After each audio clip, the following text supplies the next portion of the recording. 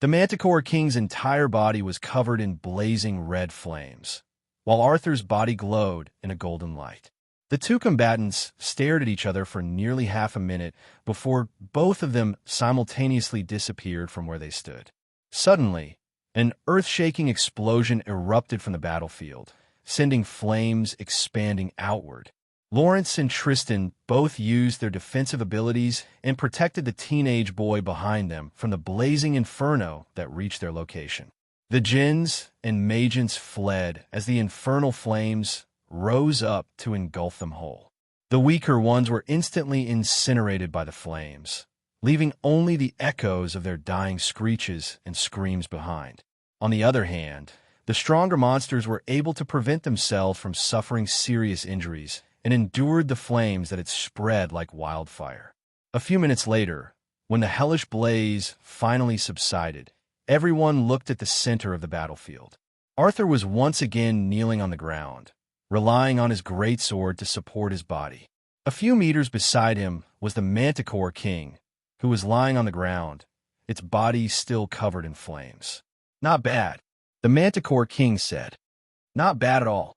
Its voice sounded tired, but at the same time, it also sounded happy.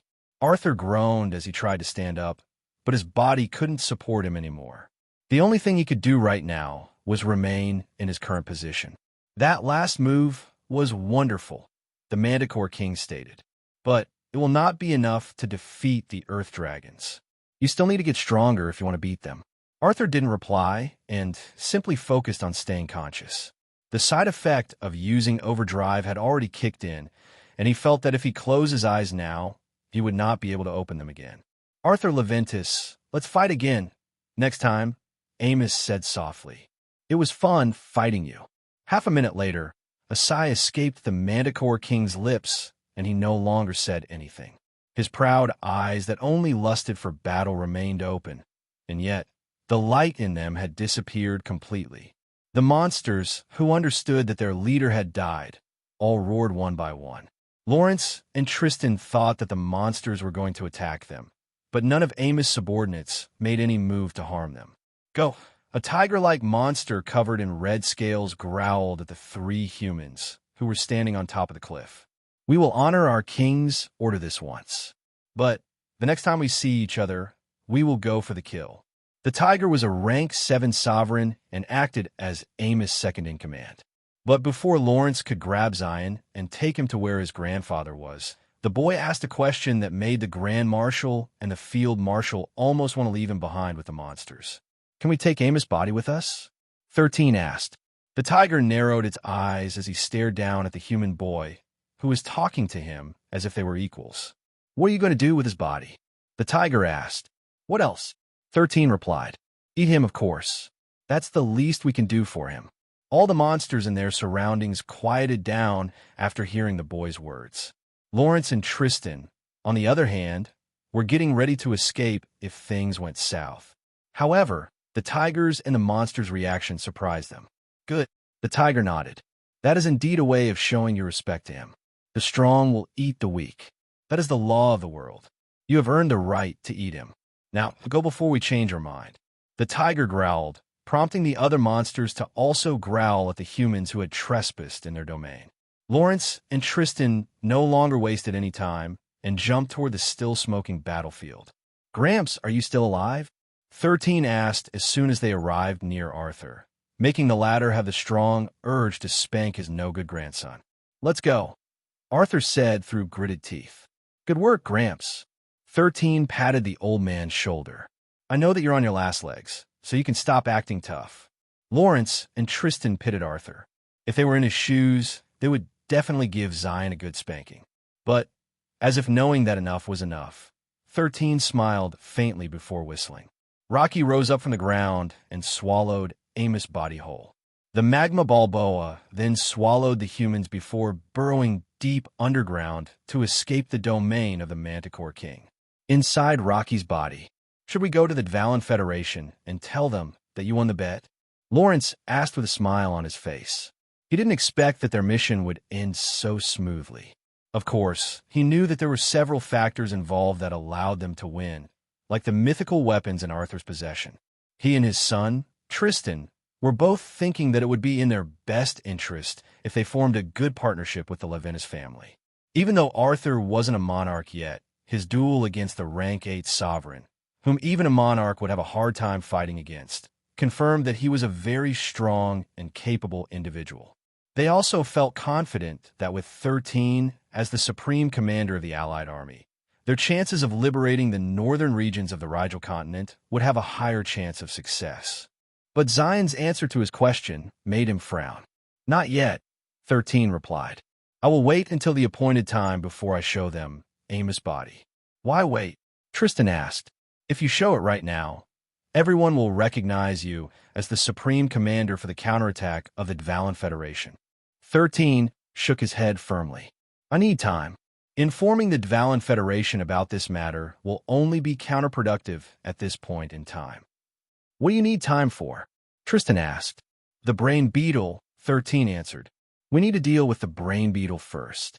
If not, it's impossible for us to create a foothold in the Rigel continent. Any attempt to do so will just result in a bad ending." Lawrence nodded, agreeing with the point Zion had raised. "But let's create a record first," Tristan proposed. "That way, even if the Dvalin Federation were to suddenly defeat another king, we would have proof that you won the competition first." 13 nodded. "Okay, let's do that." The Grand Marshal then activated his recording artifact and shot a video of the Manticore King's lifeless body. After making sure that he had gathered enough evidence, he stored it properly to serve as evidence in the future. When they arrived at the aircraft carrier, Michael immediately informed them that the Dvalin Federation had detected a battle in the northern regions. Fortunately, when their military drones went to investigate, 13 and his team were already miles away from the site, leaving no traces behind. Since Arthur was in a weakened state, Michael stayed with him for the entire night. 13, on the other hand, returned to his room. But he didn't go there to sleep. He went there to connect with Athena, which was currently hovering above the Rigel continent at this point in time. Using the imagery from space, 13 confirmed the location of one of the cursed artifacts that his host had hidden behind. Its location was dangerously close to the brain beetle, which led him to believe that it might have already been discovered by the brain beetle or by its subordinates. Why are things never easy? 13 sighed in his heart as he looked at the red glowing dot in the projection in front of him. A few minutes later, he closed the projection and finally went to bed. Although he didn't look like it, he was also quite exhausted from the expedition that they had just finished. "Good night, Tiona," 13 said as he lightly patted the black snake's head. Tiona nodded and coiled herself up on 13's chest so that she could rest alongside him. He wasn't aware that while he, Arthur, and the rest of the Levinus fleet were resting, the Dvalin Federation went on high alert. They noticed that the monsters belonging to the King Manticore's faction were gathering, and that there were signs of battle in their territory. Rins, who was the strategist of the Dvalin Federation, immediately took command and ordered the elite members of their organization to remain on standby. Although he didn't see the Manticore King through the lens of their man-made drones, he thought that it was just rallying the rest of its subordinates to launch an attack in their direction. Because of this, the Dvalin Federation had a sleepless night, contrary to 13, who was sleeping soundly while chatting with a beautiful snake lady in his dreams. When 13 woke up the next day, he went to the training grounds of his battalion to check how they were faring. The moment they saw him, all of them lined up and gave him a salute. "At ease," 13 replied after returning the salute of his subordinates. "I came here to brief you on this month's itinerary. But before that, I've got an important announcement to make." 13 paused to ensure that all his subordinates were paying close attention before he spoke. "I made a bet with Renz Elrod, and the winner will assume the role of Supreme Commander in a special operation that would allow the Dvalin Federation to reclaim the northern lands of the Rigel continent." The soldiers, including the spies whom the other families had planted in the 69th Battalion, were surprised by their commander's announcement. The spies were also raring to report this information back to their employers, knowing that this news would fetch them a big reward. "Renz Elrod and I agreed to have a competition," 13 continued his explanation. "The first of US to defeat one of the kings of the Rigel continent will be the winner of the bet.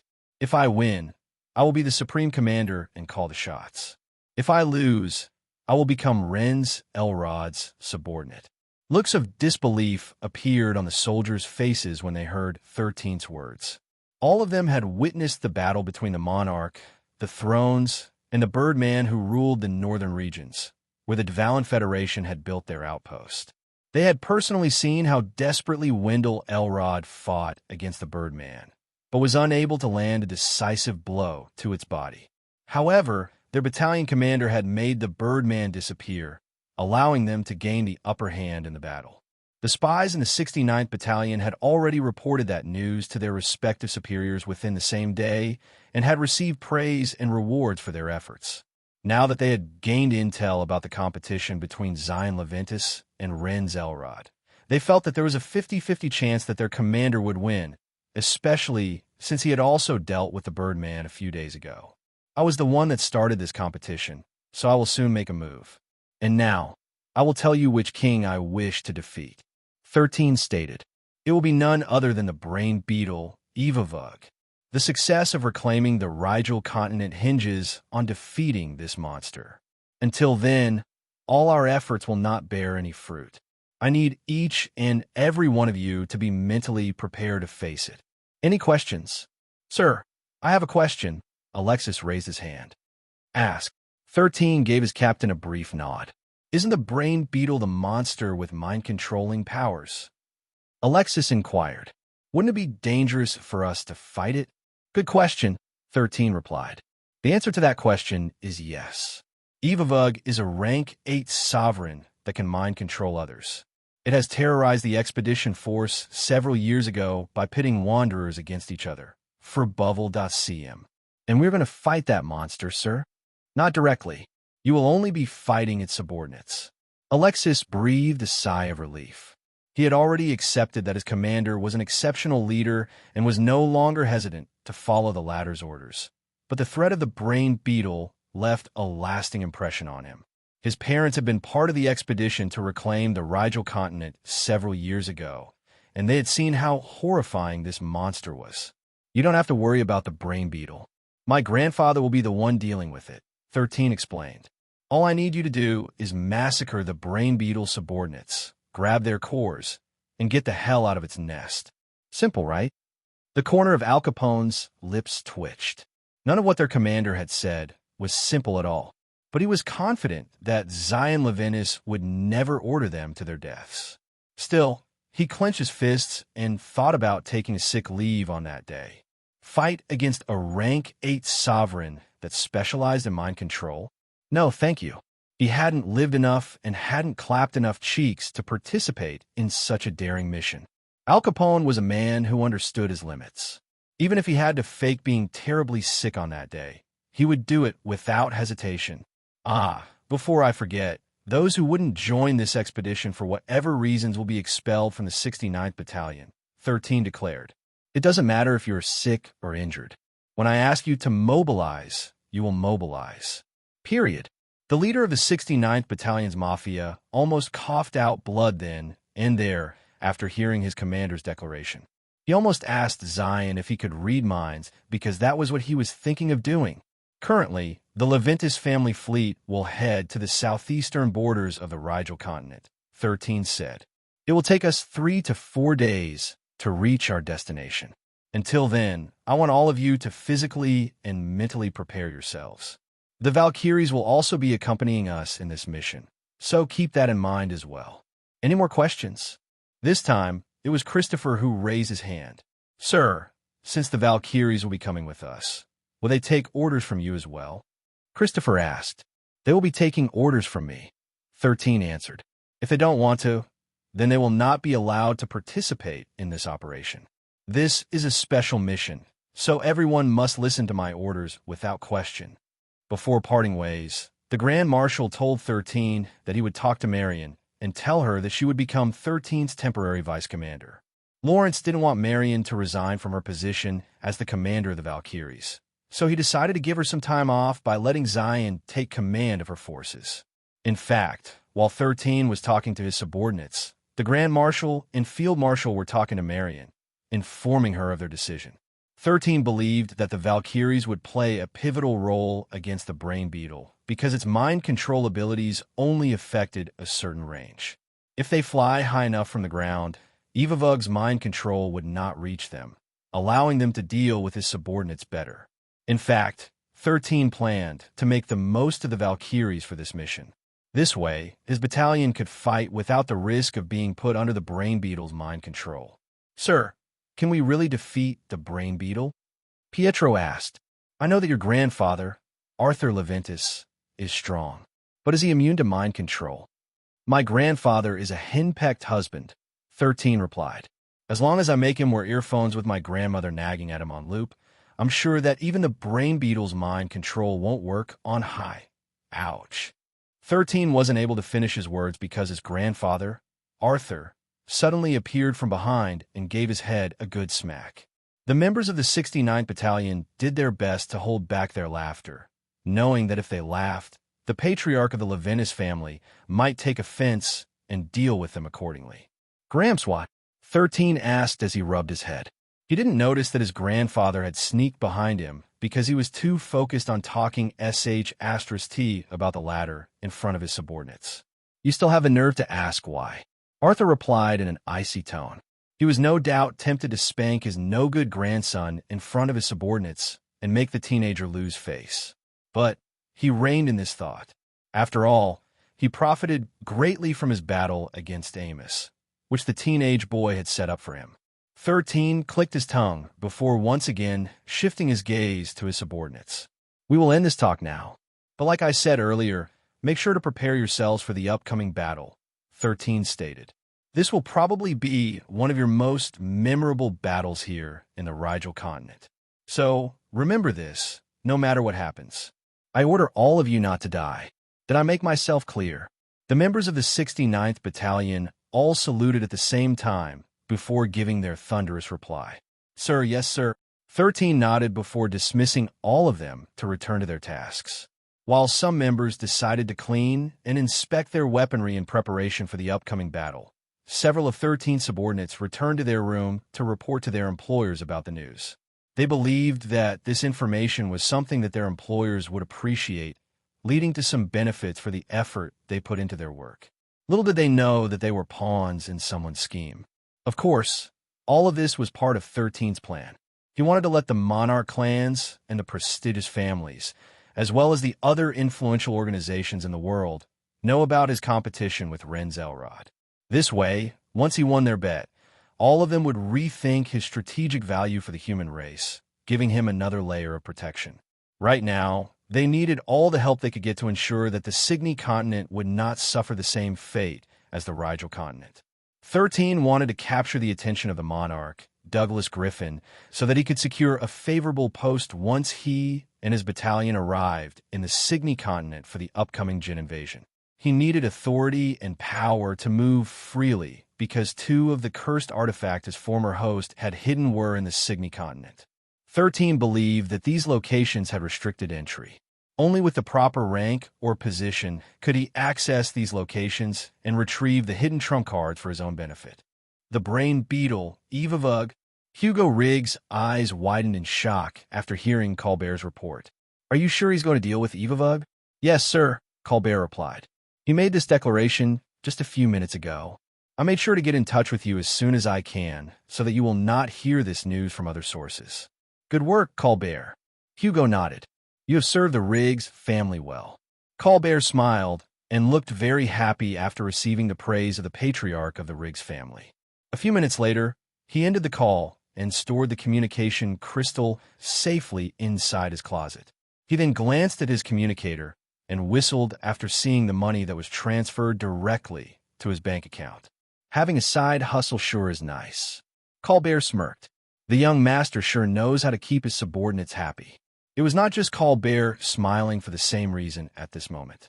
The other spies were also being rewarded by their employers after they had passed this news to them. Everyone was sending their forces to the Signy continent, yet the events that had been making waves everywhere in Pangea were the ones in the Rigel continent. In fact, Douglas Griffin, the monarch ruling the Signy continent, was paying close attention to Zion Leventis movements for the teenager's feats were giving him hope. "Good job, Alexis," Douglas said with a smile. "Continue to monitor Zion's movements and inform me about everything he does, no matter how small it is. Also, make sure to follow his orders well." The brain beetle is a very nasty critter. It played an important role in our defeat several years ago. I will be sending you some artifacts that can resist mind-controlling abilities to a certain extent. However, there's no guarantee that it can defend against the ability of the brain beetle. Make sure to stay away from its range of mind control. I don't want to lose an important agent like you because of an oversized bug. Prioritize your safety and report back to me after you receive the package that I will send you. "Thank you, Your Excellency." Alexis bowed his head respectfully. Douglas nodded. "It's a well-deserved reward for your services. Expect it to arrive in a few days. If anything else happens, make sure to contact me at once." "Yes, Your Excellency," Alexis replied. A minute later, the monarch cut off the connection, making the crystal in front of him stop shining. Alexis breathed a sigh of relief before storing the crystal properly. Truth be told, he was really worried about being taken over by the power of the brain beetle.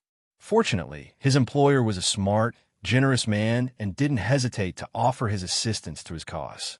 Alexis' parents had told him the horrifying stories of the battlefield, and the one that they talked about the most was Evavug, the brain beetle. In fact, the brain beetle was such a horrifying enemy that it was given a nickname, and that was the Death Beetle. It had killed more wanderers than any monsters in the Rigel continent, especially during the early days of their invasion. He didn't know what made Zion Leventis choose Evavug as his opponent. Perhaps it would give him the most fame. But no matter the reason, one thing was clear. If Zion Leventis said that he would target the brain beetle, he would definitely target it without fail. The only question was how. While Alexis and the rest of 13th Battalion was thinking the answer to this question, the young man was heading to the Grand Marshal of the central government's temporary lodging inside the aircraft carrier. When 13 opened the door, he saw two other people inside the room. The first one was none other than the Field Marshal, Tristan. The second one was the commander of the Valkyries, Marion. "Zion Leventis, effective today, you will become the temporary commander of the Valkyries Special Forces," Lawrence stated. "Marion will become your vice commander. Do you have any questions?" "No, sir," 13 replied. Lawrence nodded. "Good. Marion, make sure to listen to Zion's orders. I know that you and your division are suffering right now, but it is also the perfect opportunity for redemption. Do not let this opportunity go to waste. Do I make myself clear?" "Yes, sir," Marion answered. "Make sure to work together," Tristan said. "A victory against Evavug is a victory for the human race. Also, it will bring closure to those who had fallen victim to that insect's sadistic orders." Tristan wanted nothing more than to personally crush the brain beetle into meat paste, but he wasn't confident that he would be able to resist its mind control ability. "Zion, have you already made a plan on how to kill Evavug?" Lawrence asked out of curiosity. He was very impressed when the teenage boy defeated the Manticore King on the same night. He made a bet with Ren Zelrod. Ever since that time, the Grand Marshal had started to look at him more favorably in comparison with the past. "Not yet," 13 replied. "Before we start the operation, I need to know where Evavug is exactly. The brain beetle hides deep underground because it doesn't have any strong fighting and defensive ability. Even someone with the rank of initiate or master would be able to kill it. However, the real challenge is finding its exact location underground. Currently, I am still thinking of a way to do that. Once I come up with a foolproof plan, I might ask the Grand Marshal and the Field Marshal to lend their assistance." "And you shall have it," Lawrence replied in a heartbeat. "Just tell me when, where, and what role I would need to play." "The same goes for me," Tristan commented. Marion, who was just listening to the side, was very surprised about this turn of events. The two highest-ranking officers of the central government were actually willing to obey the order of a 13-year-old. For a moment, she wondered if she was mishearing things. However, she knew that there was nothing wrong with her ears, and the declaration that Lawrence and Tristan made was true. This brought one question to Marion's mind. What did the young man do to make the two pillars of the central government trust him to this extent? Half an hour later, 13 and Marion left the Grand Marshal's quarters together and met up with the Valkyries, who were all staying at their own aircraft carrier. When they arrived at the aircraft carrier where the members of the Valkyries were staying, Marion immediately called them all together for an important announcement. The moment she told them about the news that they would become 13's temporary subordinates, the Valkyries looked at the teenage boy with conflicted expressions on their faces. They recognized 13's leadership, as well as his contribution in the battle that happened a few days ago. However, they still believe that their commander, Marion, whom they had fought several campaigns with, should continue to be their commanding officer. Viola, who had finally made her appearance, looked at 13 with a calm expression on her face. She was no longer as confident as she used to be. In fact, she was even relieved that someone else would have to take responsibility for giving orders to their division. After all, if something bad happens, the one who would be at fault wouldn't be her anymore. While she was thinking along these lines, Zion's calm, yet firm voice reached her ears. "I know what you girls are thinking," 13 stated. "And frankly, I don't really care. However, since I am now your commanding officer, all of you will take orders from me. I'll only ask you to not defy my orders. Even if you do, the one who will suffer will not be me, but your sisters who might die a dog's death, thanks to your stupidity." Immediately, all the girls glared at the boy for mentioning their division's fresh wound that has yet to heal. Shauna looked at Zion anxiously because she could tell that her sisters were now starting to hate him. 13 didn't bat an eye after seeing their reaction. What he needed were soldiers that would listen to his orders. He didn't mind adding salt to their wounds if it would remind them that insubordination would lead to the deaths of their comrades. "I don't care what you think of me behind closed doors or whenever I am not around," 13 declared. "But if you follow me, I will give you one thing that you need the most, and that is redemption." 13 scanned the faces of the girls standing in front of him before sneering. "Do you know how many people died a few days ago?" 13 asked. "Over 1,000 people died, and hundreds of your sisters were part of them. And it all happened because some of you cannot follow the simplest of orders." Viola lowered her head as her body shook from time to time. She could feel the stares that were being directed in her direction by her sisters. Viola bore the greatest sin of all because she was their commanding officer. She didn't plan to shy away from her sin, but being called out like this made her feel like breaking down into tears. "Viola Anderson, raise your head," 13 ordered. "This is an order." Viola's eyes were already moist, but she still raised her head and looked at the teenage boy with gritted teeth. "Do you want to atonement?" 13 asked.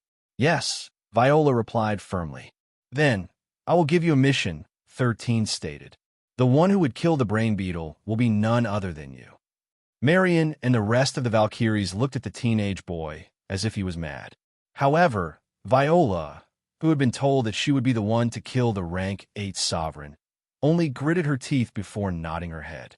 "Yes, sir," Viola replied. If this was the only way to atone for her sins, then she would gladly do it. She didn't care if she would have to face the brain beetle alone. Viola would not hesitate to lay down her life if it meant redeeming herself from a mistake, one that led to the incident a few days ago, resulting in the loss of the lives of over 1,000 people. 13 looked at the young lady who was looking at him through her tears. He had thought of ways on how to counter the brain beetle's mind control abilities, and it all boiled one to one thing. He would need an individual or individuals who weren't afraid of dying. They would be the key to defeat the brain beetle who specialized in manipulating the emotions of others. However, what Evavug didn't know was that 13 was also an excellent manipulator. Although he didn't have mind-controlling abilities, he excelled in another field, and that was brainwashing. He would brainwash the team he was planning to form and is solely focusing on one thing and one thing only: kill the death beetle. With that, no matter how many times that bug attempted to take over their minds, it would be useless. But 13 would not send these individuals alone to fight the death beetle on their own. No, he was going to come with them and make sure that the only one his suicide squad would listen to would be no one else but him and him alone. Of course, in order to deal with the brain beetle, he would need the power of his 69th Battalion, the Valkyries Division, his 2 superiors, and the Levinas family's elite forces. He was sure that the brain beetle would be hiding behind a horde of monsters, so he needed reinforcements to thin the wall of monsters first. Only then would he tackle the most dangerous monster in the Rigel continent head-on. Bring it on, Eva Vug. 13 smiled internally. Let's see which is more effective, your mind control or my brainwashing. I can't wait to see which of us will emerge victorious at the end. This wasn't the first time that 13 had faced beings with mind control powers. Several of his hosts had fallen into the hands of such individuals and had been ordered to do things that broke their hearts. This time, he would use that knowledge to counter the brain beetle's abilities and make it understand that no matter how weak and fragile human minds were, they still had the potential to overcome anything as long as they put their mind to it.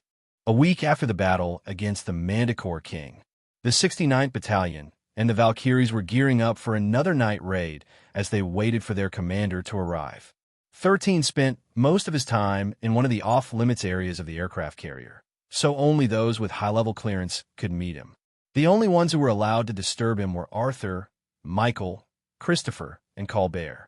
It was very obvious that the teenage boy was busy with something that he didn't want others to know. 13 knew that not many could understand the reasons behind what he was doing. Inside his special laboratory, 3 naked ladies lay on the bed, with several tubes sticking to their bodies. One of these ladies was Viola, and the other 2 ladies were the survivors of her squad. They were the trigger of why the Valkyrie division lost over 200 members, and were, in turn, responsible for the deaths of over 1,000 more. Their guilt was immense, and their desire for atonement was greater. Because of this, they didn't hesitate to agree to 13's invitation to redeem themselves by battling against the brain beetle. The teenage boy told them that they would never be the same again once they agreed to become his lab rats. He didn't lie and directly told them that they would become experimental subjects, even disclosing that there was a high chance of them losing their individuality and humanity.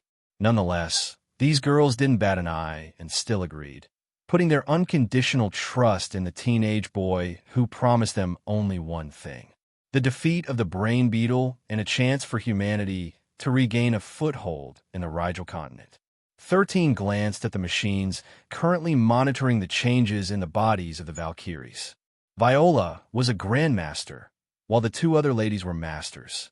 They were strong for their ages, early and mid-20s. Especially Viola. Being a grandmaster at her age, although not rare, was something that branded her as a promising wanderer with a bright future. Unfortunately, that once bright future had become bleak, and she was now reduced to a guinea pig in exchange for atonement. 13 jotted down the numbers that appeared on the machines for each of the ladies who were currently staring blankly at the ceiling. These are within acceptable parameters, 13 muttered. Any more than this will be bad. The teenage boy didn't plan on destroying the future of the 3, so he made sure that they would not go past the point of no return. Although he warned them about potentially losing their individuality and humanity, he only said those to measure their determination. He would not really do something like that. After all, these girls were cannon fodders as well.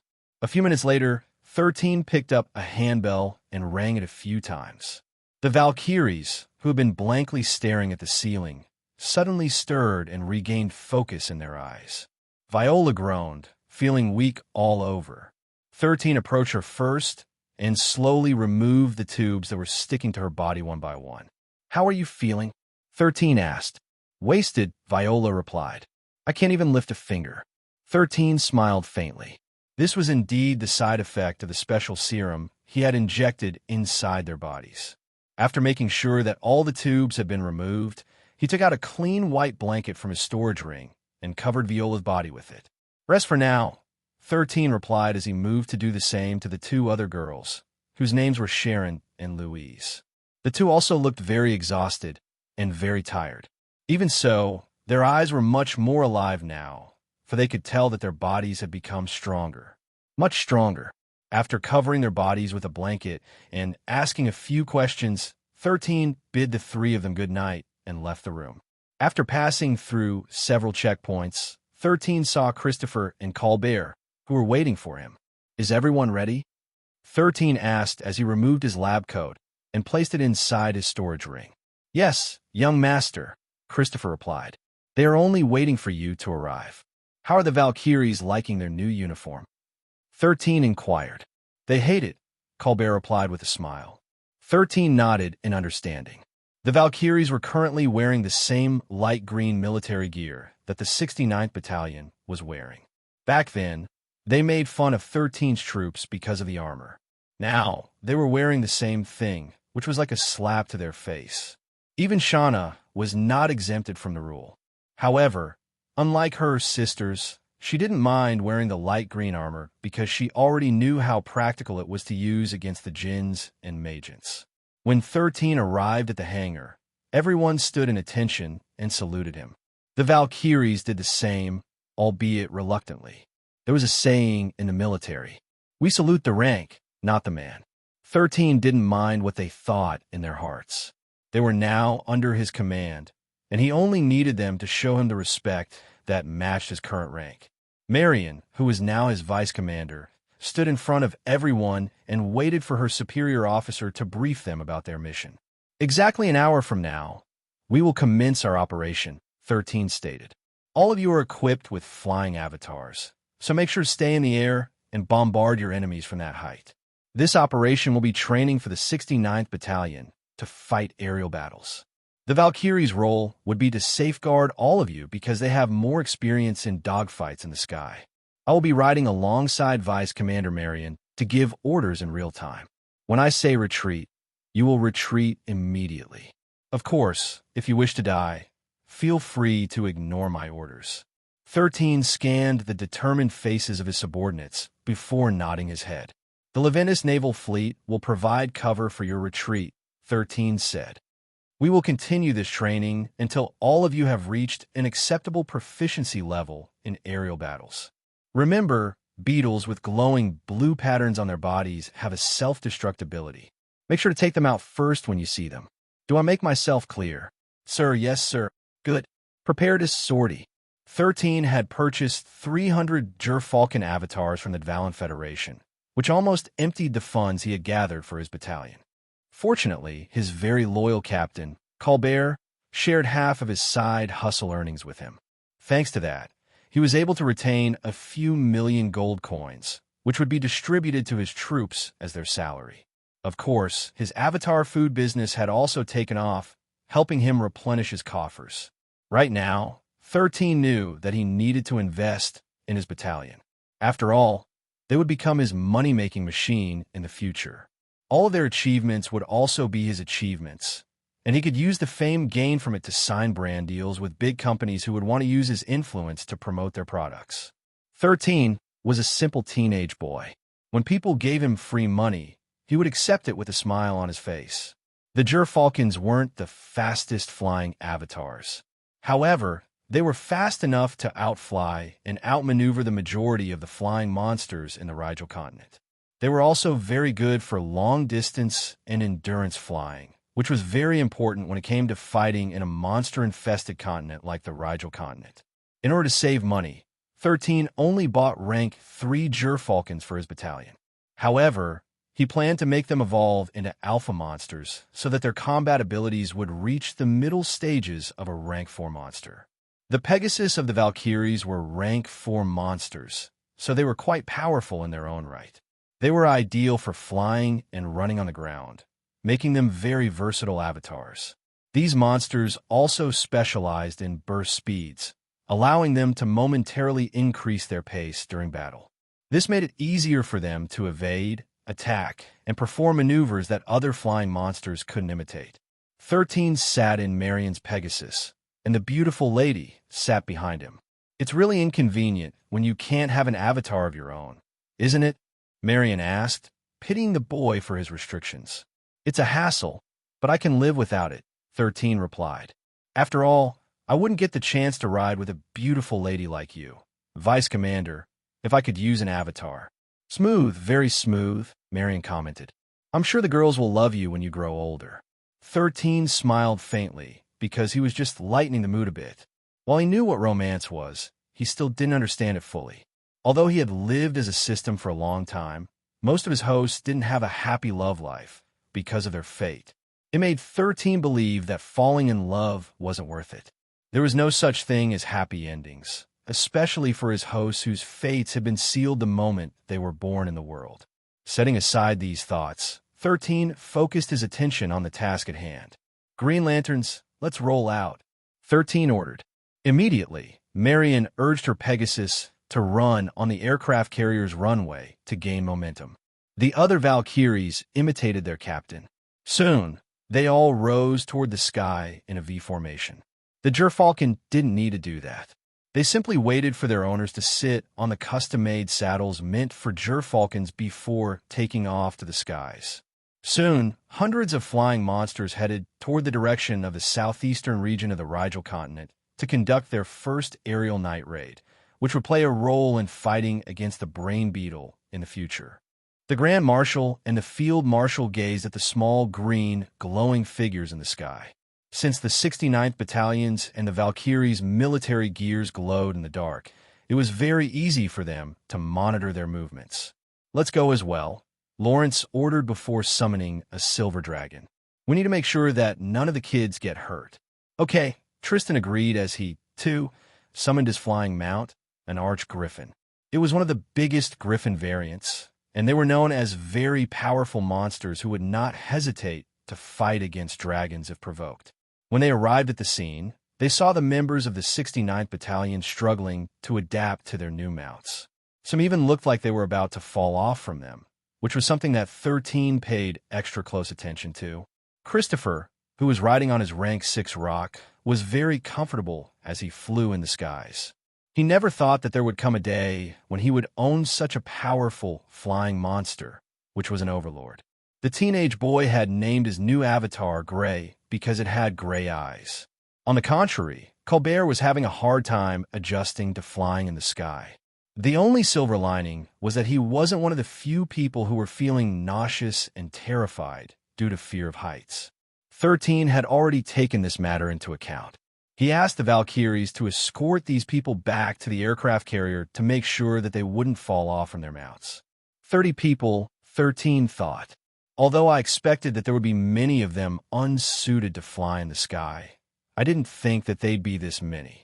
I guess I'll make them the ground support in the future. 13 ordered his troops to circle the skies twice to let them get used to flying. They were conducting their test flight a mile away from land, so there were no reactions from the beetles who had built their nests in the region. Okay, we will do a quick sweep first, 13 ordered. Valkyries Squad 1 and Squad 2 play the vanguard role. Squad 3 and Squad 4 take the rear guard. Squad 5 and Squad 6 flank the left side of the 69th Battalion. Squad 7 and Squad 8 take the right flank. 11:59. 13 and Marion were flying separately from the raiding teams because their role was to monitor the surroundings. As soon as their flying avatars flew over the land, the flying beetles immediately took to the skies. Attack them the same way you do with your enemies on the ground, 13 ordered. As soon as he gave the order, the 69th Battalion took into a snake-like formation, with their Gerfalcons lined up back-to-back. Their assault rifles then roared to life as they made a sweep at the flying beetles, who had decided to intercept them. After the first barrage, Alexis, who was in the lead, maneuvered his Gerfalcon to circle back to the sea in preparation for their next aerial barrage. This was the strategy they used whenever they fought using their Nightwolves on land. The 69th Battalion strategy could be summed up into 3 words: hit and run. They would hit their enemies and swiftly move away, ensuring that their enemies couldn't hit them back. Since they had done this numerous times on land, they already knew the drill even if they were flying in the air. The only problem was that fighting in the air was very different from fighting on land. There were different factors they had to keep in mind during the battle. On land, they would have to take note of the terrain. In the air, they were subjected to strong gusts of winds and turbulence, which could make flying difficult. Right now, they were fighting in calm weather, so everything was fine. But 13 planned to train them in harsh weather so that they could still fight even if the conditions were not in their favor. The Valkyries, who had already seen this strategy numerous times, couldn't help but be impressed by how simple and effective it was. Whenever the Valkyries fought, they would overwhelm their enemies using superior power and numbers, allowing them to gain the upper hand. However, this also forced them to fight monsters in close combat. Unlike the 69th Battalion, they didn't have assault rifles powered by Imperium. However, all of them had long-ranged abilities, which they acquired from Solterra. Some of them specialized in bows, and a handful of them used sniper rifles. There were also Valkyries who could cast spells like fireballs, while some specialized in throwing weapons like spears and javelins. Of course, there were also those who liked to get up close and personal like Marion, who wielded a giant war axe, which she could swing easily as if it was as light as a feather. There were a few others like her in the unit, and they were referred to as the hard hitters of the Valkyries. They give the finishing blows to big monsters, knocking them off from the sky using sheer might. Zion, your strategy is effective. But what will they do if the enemies get too close for comfort? Marion inquired. What else should they do? 13 asked back. They should just run away. So, will they always run if they face a strong opponent? Marion asked. Of course, 13 replied. If you were facing a rank 9 monster, are you going to fight it? No, Marion replied. Do you think I'm stupid? Of course not. 13 shook his head. That's why they should just run. If my battalion ever comes across a threat that they are unable to defeat, it just means that they are up against a rank 6 sovereign or above. If they were facing that kind of threat, they should just run.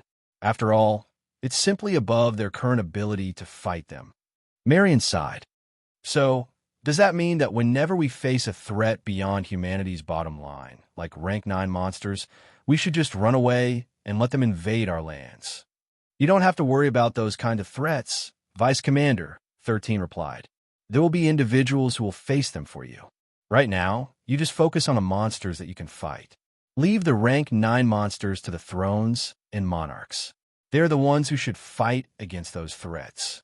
But the monarchs don't want to fight rank 9 sovereigns. You already saw it, didn't you? They were struggling to fight even rank 8 sovereigns. Do we really stand a chance of beating the Jinns and Majins? 13 chuckled. I didn't know that you were a pessimist, Vice Commander.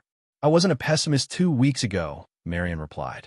But after seeing what I saw during that battle at the port, I'm starting to think that humanity is just on borrowed time. 13 didn't say anything for nearly a minute, which made Marion think that the boy agreed with her. But as the 69th Battalion circled for another bombardment, 13 spoke up, which made Marion wonder if she misheard him due to the gunfire that reverberated in the surroundings. Vice Commander, I know that mere words will not convince you, so just wait until this month is over, 13 said.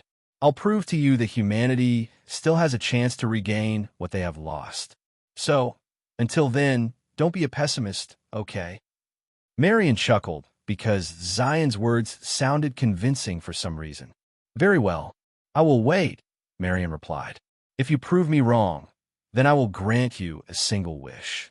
Can I wish to have 100 more wishes? 13 inquired. Of course not. Too bad then. The two then chuckled at the same time, while the assault rifles of the 69th Battalion roared in the night, killing as many flying beetles as they could before returning to the aircraft carrier as they completed their mission.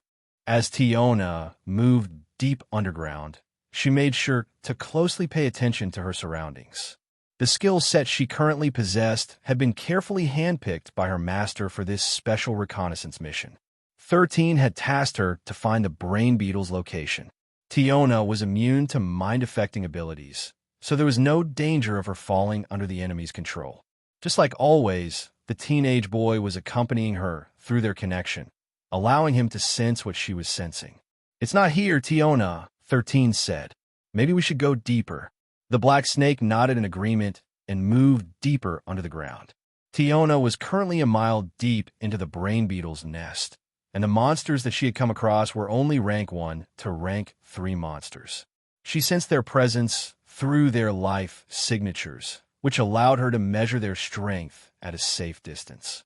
When she was finally 2 miles deep underground, the readings she got became stronger. This time, she could sense rank 4 up to rank 5 monsters, so she made sure to move even more carefully. After circling the surrounding areas, Tiona still didn't sense the monster they were searching for, which made her think that she needed to dig deeper. 3 miles, 4 miles, 5 miles. When Tiona reached 6 miles deep underground, she felt the presence of rank 6 overlords. Staying as far away as she could from them, she once again conducted her reconnaissance mission. An hour later, Tiona decided to rest. She had come across a rank 6 sovereign, and it was giving a particularly powerful life signature. Fortunately, it didn't pay any attention to her, giving her some peace of mind. 13, on the other hand, couldn't help but frown. Although he had expectations, he didn't think that the brain beetle's nest would be this deep and vast. Even if he used Nautilus main cannons to bombard them, their attacks would not be able to reach the place where Tiona was currently at.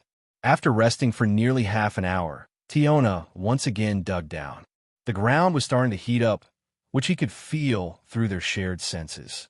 Finally, after reaching 7 miles deep underground, they sensed the brain beetle's life force, which was like a miniature sun. But just as Tiona was about to leave after completing her mission, someone spoke inside her head. "Well, hello there, little one. I've never seen you around here before. Why don't you come and chat with me for a while?" 13, who also heard the voice in his head, didn't hesitate to order Tiona to leave right away. The black snake didn't need to be told twice and left the location as fast as she could. "What's the hurry? Don't be afraid, little one. I won't bite you." The brain beetle spoke in a calm and friendly voice, which sounded like it was spoken by a very dear friend whom one trusted very much. Of course, Tiona knew better than to reply to this monster and continued to make its escape. Even after escaping for nearly 3 miles from the brain beetle, its voice still reached them, making the frown on 13's face deepen. When they reached the 4-mile mark, the voice finally came to a stop, making the two finally breathe a sigh of relief. 4 miles, 13 thought. That is the range of the brain beetle's mind control. This rank 8 sovereign is really scary. He knew that the closer the brain beetle was to its target, the stronger the mind control would be. Wanderers might still be able to resist the brain beetle's power within the 4-mile range. However, if it were to move closer and cut the distance between them into 2 miles, then its power would certainly become too powerful to resist. If the brain beetle was only a mile away, 13 reckoned that even monarchs and thrones would have a hard time resisting its control. An hour later, Tiona returned to her master's side, and the latter made sure to pamper her for safely completing her mission. The data 13 had gathered in this expedition was enough to help him formulate a plan, which would give him the highest chance of success. Even so, he understood that it wouldn't be as easy as it looked on paper. He would need to get up close and personal with the brain beetle in order to give it the killing blow. This meant that he and the 3 Valkyries, whom he planned to take with him, would be subjected to the greatest danger in this mission. "I will need to prepare suits that can withstand extreme heat for them," 13 thought. Fortunately, Giga and Rocky can swim even in molten lava. When Tiona had sensed the brain beetle, she had also sensed one more strong monster with it, which was probably its bodyguard. Unfortunately, she had been in a hurry to escape, so she and 13 didn't get to properly gauge its rank. However, 13 believed that it was definitely a rank 6 sovereign at the minimum. In the worst-case scenario, it might be a rank 7 sovereign, which would make approaching the brain beetle harder. 13 still had 2 weeks left before his competition with Ren's ended. Although Arthur had already defeated the Manticore King, he didn't plan to announce it right away. He would only do that as a last resort if he failed to take down the brain beetle during the promised time. While the teenage boy was busy thinking of ways to increase his chances of defeating the brain beetle, the monster in question was currently in the process of giving birth to an egg. If Tiona had not hurried to escape and decided to take a closer look, she would have discovered that the most threatening monster in the Rigel continent was actually pregnant and not in a good condition to fight. This was also the reason why it had decided to hide 7 miles underground, preventing anyone from knowing that it was at a crucial phase of its life. It was not really hiding from the Wanderers because it believed that they would not be able to do anything to it. The brain beetle was specifically hiding from the Jinns and Majins who might use this opportunity to take him down. If the other kings were to know its condition, all of them would not hesitate to eat it and its egg, which would guarantee them to break through to become rank 9 sovereigns. The Jinns and Majins were savage races. They not only fought against wanderers, but also fought against each other. This was the reason why Kamisat had attacked his neighbors, who were trying to annex his territory and make him their subordinate. Ivavug and the other kings didn't really get along well either. If not for the fact that it was afraid that all of them would gang up against it, it would have already subjugated its neighbors and put them under its control.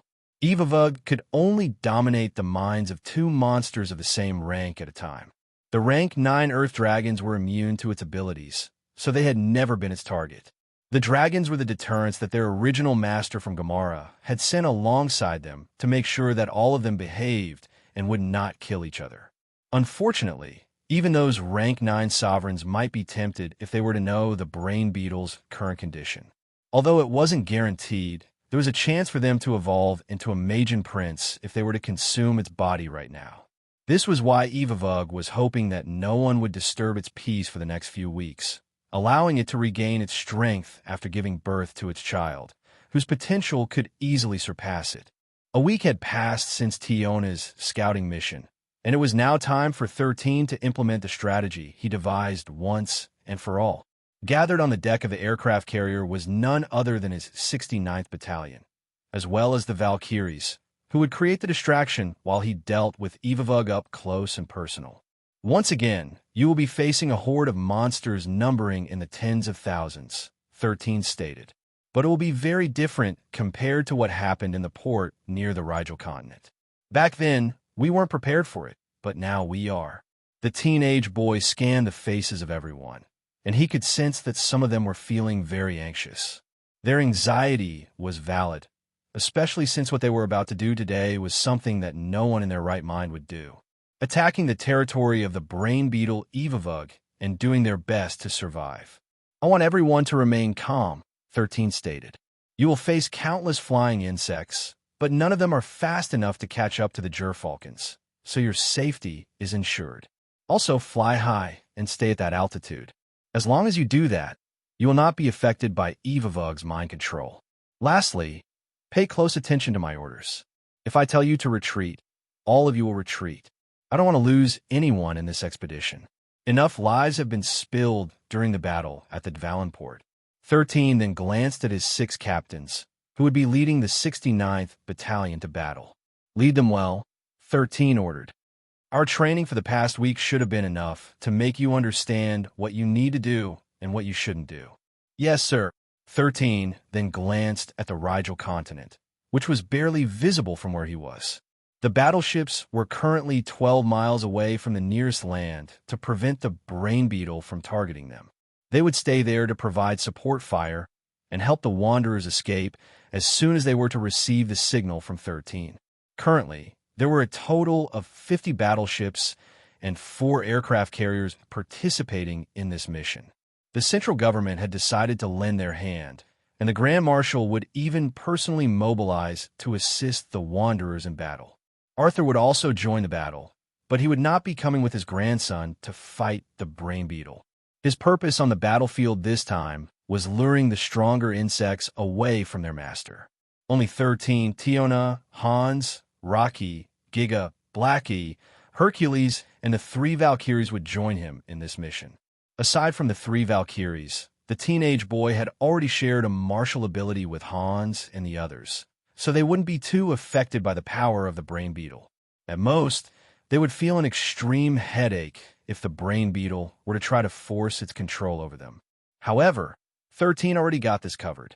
He would momentarily disable their pain receptors so that they wouldn't feel any pain.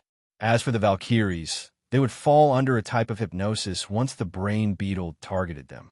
In that state, they would only listen to 13's orders, rendering the giant bug's ability useless. After giving the order to sortie, hundreds of gerfalcons and pegasi flew from the carriers and took formation. Lawrence rode on his silver dragon, while Arthur rode on a flying serpent. Hans rode on a giant hawk with 13, while the 3 Valkyries flew beside them. Although the mount of Lawrence and Arthur were eye-catching, Everyone's eyes were captured by Christopher's mount. When they saw it, they simply didn't know what to say. The chubby boy was currently riding on top of a blaze skunk, which was on top of his rock. The blaze skunk was holding onto the custom-made handles on the rock's back, which 13 had asked the engineers of the Levinas family to make. If something unexpected were to happen, Christopher was ordered to deal with it, which was the reason why he had the most unique setup among the Wanderers. When they finally flew over land, Han's giant hawk dived down from the sky and flew just a few meters above ground. They were the ones who would tell everyone to retreat once they felt the effects of the brain beetle's mind control. Release the payload, 13 ordered through his communicator. After giving out his orders, the Wanderers all dropped metallic cylindrical objects from the sky. This was their gift for the bugs, who were currently hiding deep underground. The moment the cylindrical objects hit the ground, they detonated, releasing powerful sound waves that traveled a mile deep underground. A few seconds later, countless bugs rose to the surface from the ground and angrily screeched toward the sky. These sound waves might not have dealt any damage to them physically, but it felt like being suddenly subjected to a rock song played in a loudspeaker with full volume. As if stirring the hornet's nest, the beetles, who resembled giant ladybugs, all rose toward the sky in an angry fit. Their numbers were so numerous that the sky darkened the moment they reached their maximum flying altitude. The 69th Battalion all aimed their assault rifles and fired at will. The enemies were too concentrated and countless, so even if they blindly aimed in front of them, their attacks would hit something. The brain beetles were fast, but they were not fast enough to outspeed the gerfalcons and the Pegasus, who were fast-flying monsters. The metallic spheres kept on releasing powerful sound waves, which was increasing in intensity with each passing minute. Soon, the sound waves were able to reach 2 miles deep, which was its limit. But that was enough. The activity had already alarmed the entire nest, and soon enough, Rank 4 and Rank 6 beetles appeared. While the Wanderers were doing their best to fight their enemies at a safe distance, 13, Arthur, and Lawrence frowned. It had already been 5 minutes since the fight started, yet there was still no sign of the brain beetle. Rank 6 sovereign beetles had already appeared to join the battle, but the presence of their king was nowhere to be felt. 5 more minutes passed, and 13 came to a realization. The brain beetle didn't plan to join the battle, which made him feel conflicted. "Rocky, let's go," 13 ordered, and the magma Balboa swallowed his master, alongside Hans and the 3 Valkyries who were seeing Rocky for the first time. 13 wasn't worried about them knowing about Rocky's existence, because he had already made them drink a serum that would make them forget everything that they had seen since the operation started. Right now, his priority was to deal with the brain beetle while everyone was fighting in the skies. As Rocky dug deeper, the people who were currently inside his mobile fortress had already dressed in their heat-resistant suits. Tiona was digging in front of Rocky and leading him to the place where she had last sensed the brain beetle. 13 was sharing Tiona's senses, and through their connection, he confirmed that the brain beetle was still deep underground, not moving from its location. However, aside from the brain beetle, Tiona had also sensed the presence of 5 strong monsters, and they seemed to be guarding their leader. He had already prepared for such a scenario, which was why he brought Giga, Hans, Blackie, and Hercules with him. Rocky was now a rank 7 sovereign, so he believed that they had enough strength to face the brain beetle and its guardians. A few minutes later, Rocky broke through the underground cavern where the brain beetle was staying. As soon as he appeared, 5 monsters who looked like giant larvae all raised their heads and faced Rocky at the same time. The magma Balboa didn't flinch and ejected everyone from his mobile fortress. 13's gaze landed on the giant beetle, who was at the very corner of the cavern and making minimal movements. "Kill them." A psychic order echoed across the cavern, and the giant larvae all attacked at the same time, intending to kill the intruders to protect their leader, who was still recovering from laying a golden egg a few days ago. "Everyone, I'll leave them to you," 13 ordered. Hans, Giga, Rocky, Blackie, and Hercules all attacked one of the larvae and fought them individually. 13, on the other hand, ran with the Valkyries toward the brain beetle, whose body glowed faintly. As 13, Viola, Sharon, and Louise dashed toward the brain beetle. The four of them staggered after being hit by a psychic attack meant to put them under its control. However, 13 was someone who had very strong mental power. Even without the brain beetle's attack, didn't really affect him too much. Viola, Sharon, and Louise were all under hypnosis, so they recovered immediately after the brain beetle's preemptive strike. Seeing that its attack didn't work on them, it switched to a different tactic, which was telekinesis. The giant stalactites that were hanging over the cavern broke free and flew toward the four humans with vengeance. Viola, who had the rank of Grandmaster, raised her hands and conjured a spear, which she used to smash the stalactite thrown at her in 13. Sharon, on the other hand, waved her hand and erected a barrier made of light, which tanked the impact of the giant projectile, smashing it completely. Louise, on the other hand, used her uncanny agility and dexterity to dodge the stalactite that was aimed at her, making it pierce the ground half a meter away from her foot. Seeing that its attack failed to neutralize its opponent, the brain beetle then unleashed an acid spray, forcing 13 and the three Valkyries to evade.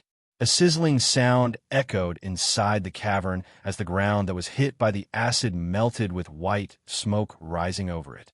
A putrid smell also spread in the cavern, making 13 and the three Valkyries change their tactic. Plan B, 13 shouted.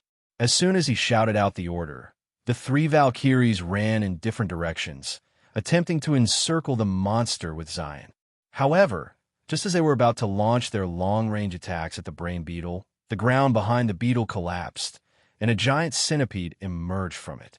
13's eyes widened in shock because he didn't expect that the king of centipedes, who was supposed to be in the northwest of the Rigel continent, would suddenly appear in the territory of the brain beetle. Retreat, 13 ordered without hesitation. They were only planning to deal with the brain beetle, which Viola and the three Valkyries could take down on their own. However, a rank 8 king centipede was a different story. It was a true predator and could only be defeated if Arthur or Lawrence were with him. But the reason why he wasn't able to bring either of them was due to the fact that they didn't have the ability to overcome the brain beetle's mind control powers. 13 had placed a seal on Arthur's body using rune magic, so he couldn't give him any abilities that would have allowed him to resist the brain beetle's mind control. The patriarch of the Levinus family was too important for his plans, and he couldn't take the risk of bringing him with him. As 13 and his forces backed away, the brain beetle thanked the newcomer for coming. "Thank you, Jalrog," Evavug said through telepathy. "I owe you one."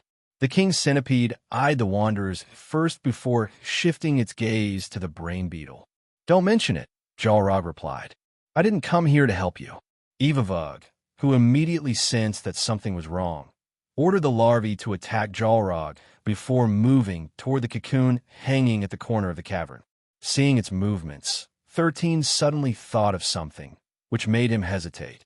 The king of centipede, who was mobbed by 4 rank 6 sovereigns and a rank 7 sovereign, unleashed a screech before sinking its fangs on the head of a larva and injecting its very potent poison into its body. It then used its body to coil around the rank 7 sovereign, immobilizing it completely before using its razor-sharp legs to hack its body, sending green blood spurting like a fountain. This unexpected betrayal didn't catch the brain beetle by surprise. It had already anticipated that something like this might happen, which was the reason why it decided to hide deep underground. It only needed a month to fully recover from its pregnancy, but the king of centipede might have sensed that one of its comrades was ripe for the picking. Although they were supposed to work together to conquer the human continent, that didn't mean that they were friends. The king centipede, Jalrog, initially didn't plan to attack Evavug. However, it sensed the changes that were happening in the north. It had been paying close attention to the Manticore King's territory, but after confirming that it couldn't be found anywhere, it knew that the balance in the continent had been broken due to Zed's disappearance.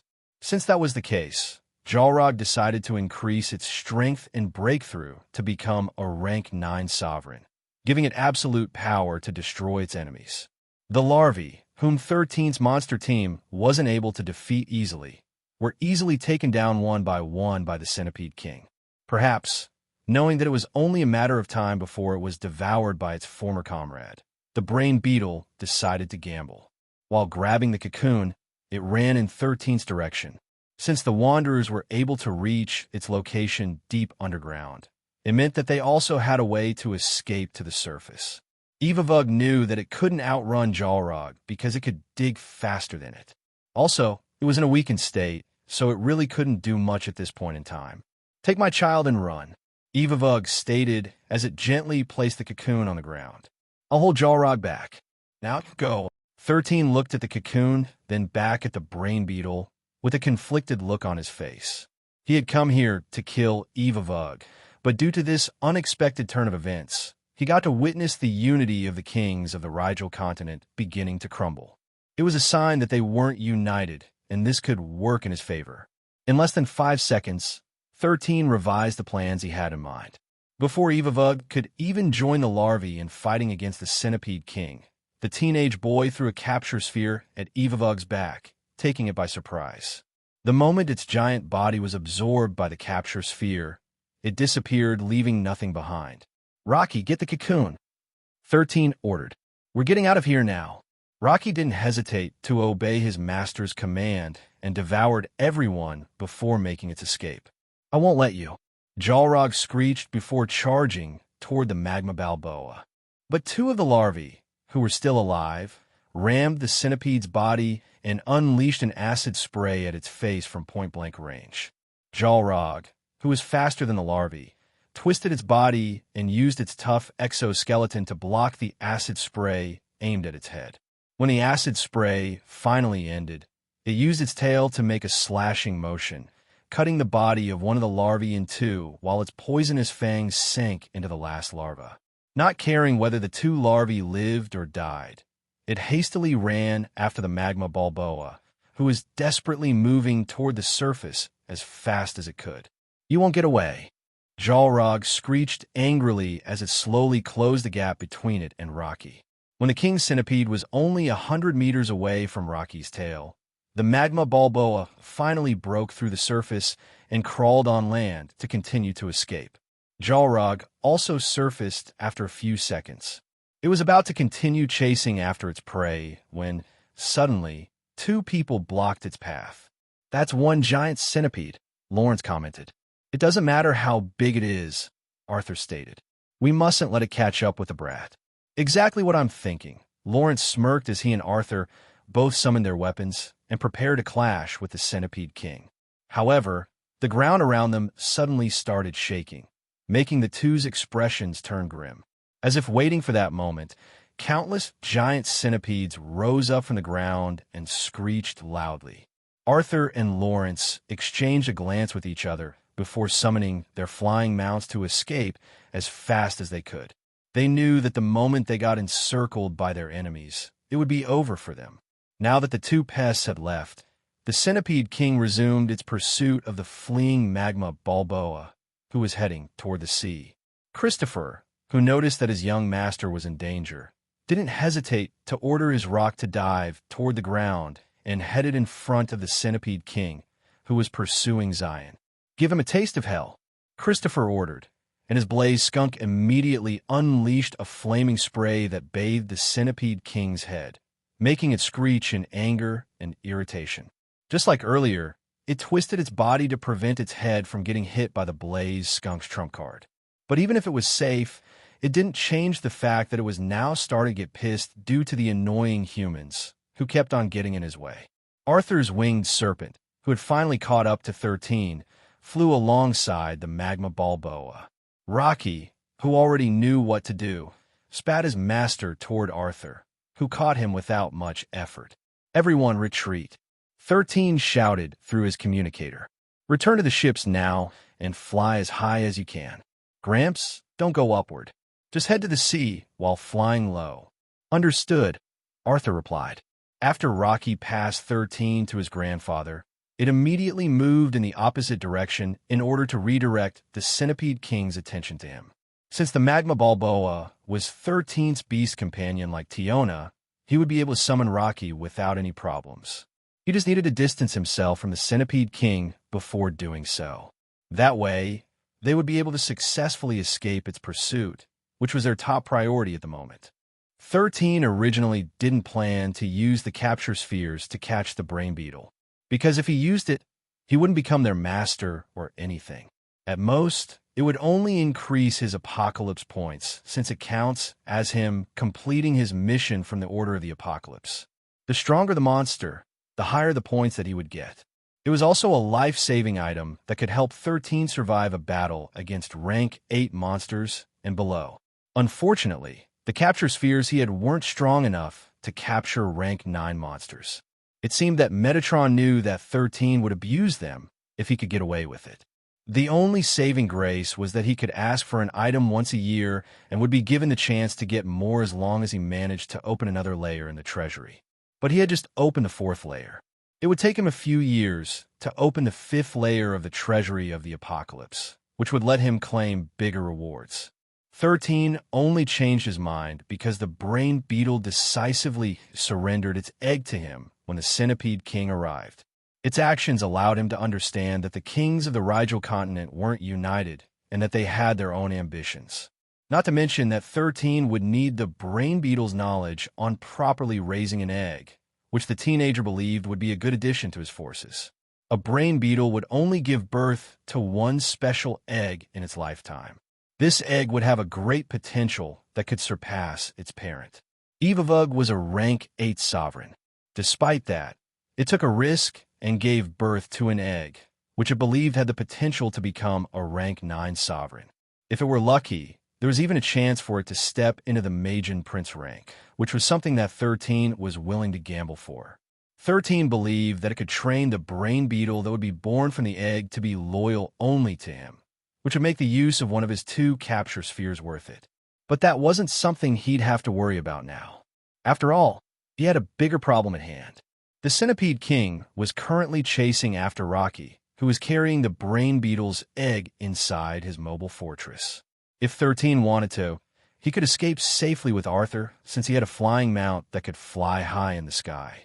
But if he were to do that, Rocky would certainly perish under the hands of the Centipede King, making the teenage boy lose one of his trump cards. 13 could summon Rocky anytime and anywhere, but he couldn't summon him high in the sky because if he did that, Rocky would fall to his death. He couldn't summon the magma Balboa on the sea either. The moment he did that, Rocky would drown. This left him with only one choice: go in the opposite direction of where Rocky was going while flying low on the ground so that he could summon him safely. This would allow him to distance himself from the crazed Centipede King, who wished to make a breakthrough and become a rank 9 sovereign. The surroundings were currently in complete pandemonium. Countless centipedes had risen up from the ground, and they were trying to encircle Rocky so that he would have nowhere to run. The beetle army, on the other hand, had caught the scent of the flesh and blood of their brethren on the Centipede King's body. This thoroughly infuriated them, so instead of running after the Wanderers, they switched targets and started to attack the Centipede army. An all-out insect brawl took place, which allowed Rocky to get some breathing space. Perhaps the beetles had sensed that one of their kind was inside the magma Balboa, so they didn't hesitate to risk their lives in order to allow it to escape. But before Rocky could feel relieved, the Centipede King increased its speed and cut past the beetles, blocking its path. It had raised its head and a quarter of its body in order to deal with the insects who were attacking it with complete disregard for their lives. The Centipede King wasn't fazed and used its razor-sharp claws to slice the annoying insects, while its other legs increased their pace, shortening the gap between it and its target once more. On my signal, 13 said through his communicator. He was paying close attention to Rocky, seeing that the Centipede King was only seconds away from catching up to him. 13 summoned his beast companion before shouting to his communicator, "Open fire!" 13 roared as soon as Rocky appeared beside the flying serpent, who was only flying a few meters above ground. A few seconds later, the sound of countless explosions reverberated in the surroundings as the main cannons of the battleships stationed far out in the sea roared to life. 13 had ordered them to specifically target the Centipede King so that it would at least get injured by their attacks. However, after getting hit twice by the cannon fire of the battleships, the Centipede King and its subordinates immediately burrowed in the ground, leaving behind the beetles that were now being bathed with cannon fire. Tiona, who was coiled around 13's neck, hissed to inform her master that the Centipede King was now headed in their direction alongside its monster army. They were only 2 miles away from the sea, and if they continued to travel at their current speed, they would reach it in less than a minute. But here lies the problem. Rocky couldn't swim in the sea. As the precious seconds passed by, 13 decided to take a gamble. Rocky spit the cocoon to the sky, then run away in another direction. 13 ordered. The magma Balboa didn't hesitate to do as its master commanded and spat the cocoon high up in the air before running away in haste. The moment the cocoon appeared, the Centipede King immediately changed directions and ran after it. Having sensed the presence of their master's egg, the beetles suddenly entered a frenzied state and flew toward it like a raging tide. Gramps, I know. The flying serpent was already soaring upward in order to catch up to the cocoon. Arthur was able to catch it mid-air, and he even grunted due to how heavy it was. Rocky gave his master one last glance before burrowing deep underground, intending to head to the deepest part of the Rigel continent in order to escape the Centipede King, who almost ended his life. This thing is at least 5 tons, Arthur complained. If I were someone who doesn't specialize in strength, this would have been a problem. You can do it, Gramp, 13 replied. Also, Mr. Flying Serpent, do your best as well. The flying serpent screeched as if telling the teenage boy to shut up or it would toss him to the ground. After Arthur caught the cocoon, the speed of the flying serpent's flight decreased drastically because of how heavy it was. Just fly higher, 13 stated. You don't need to fly farther, just higher. Make sure that the Centipede King's attacks won't reach us. Finding the boy's advice good, the flying serpent no longer pushed itself to speed to the sea and just focused on flying as high as it could. Seeing Arthur struggle, Lawrence ordered his silver dragon to fly beside the other party so that he could help him carry the cocoon using his telekinesis ability. Just what are you carrying, Arthur? Lawrence asked as he activated his ability, which made the patriarch of the Leventis family and his flying serpent feel like a great burden had been relieved from their shoulders. Feeling the weight decreased drastically, the flying serpent soared toward the sky just in time to escape the Centipede King's desperate lunge, which sent it soaring for over 100 meters above the ground. Its fangs were only 2 meters away from the flying serpent's neck, which made it screech in frustration as it fell back down on the ground. A few seconds later, a barrage of cannon fire descended on its body, but its tough exoskeleton protected it from the brunt of these attacks. It hatefully glared at the flying serpent in the sky, but it didn't give up, extending its tail to grab one of its subordinates and hurling it toward the wanderers who had denied it the chance to break through to the next rank. Christopher, who was flying close to his young master, ordered his rock to deal with the giant centipede that was tossed in their direction.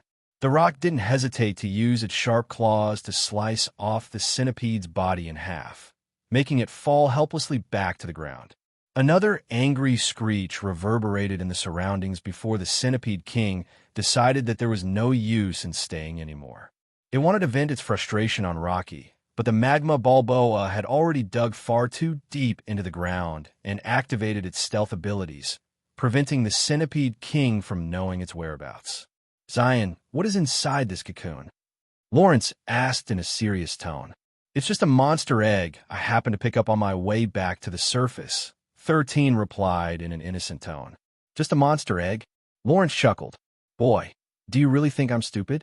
That Centipede King would not have targeted you if this was an ordinary monster egg.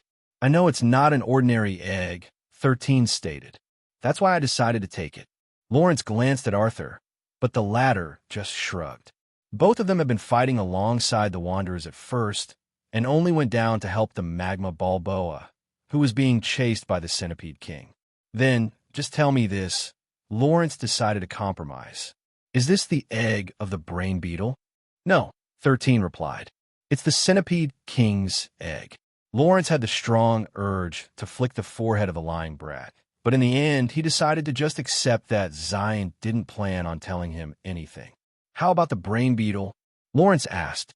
The brain beetle was eaten by the centipede king, 13 answered. It seems that the balance of power between the kings has been broken. Lawrence frowned.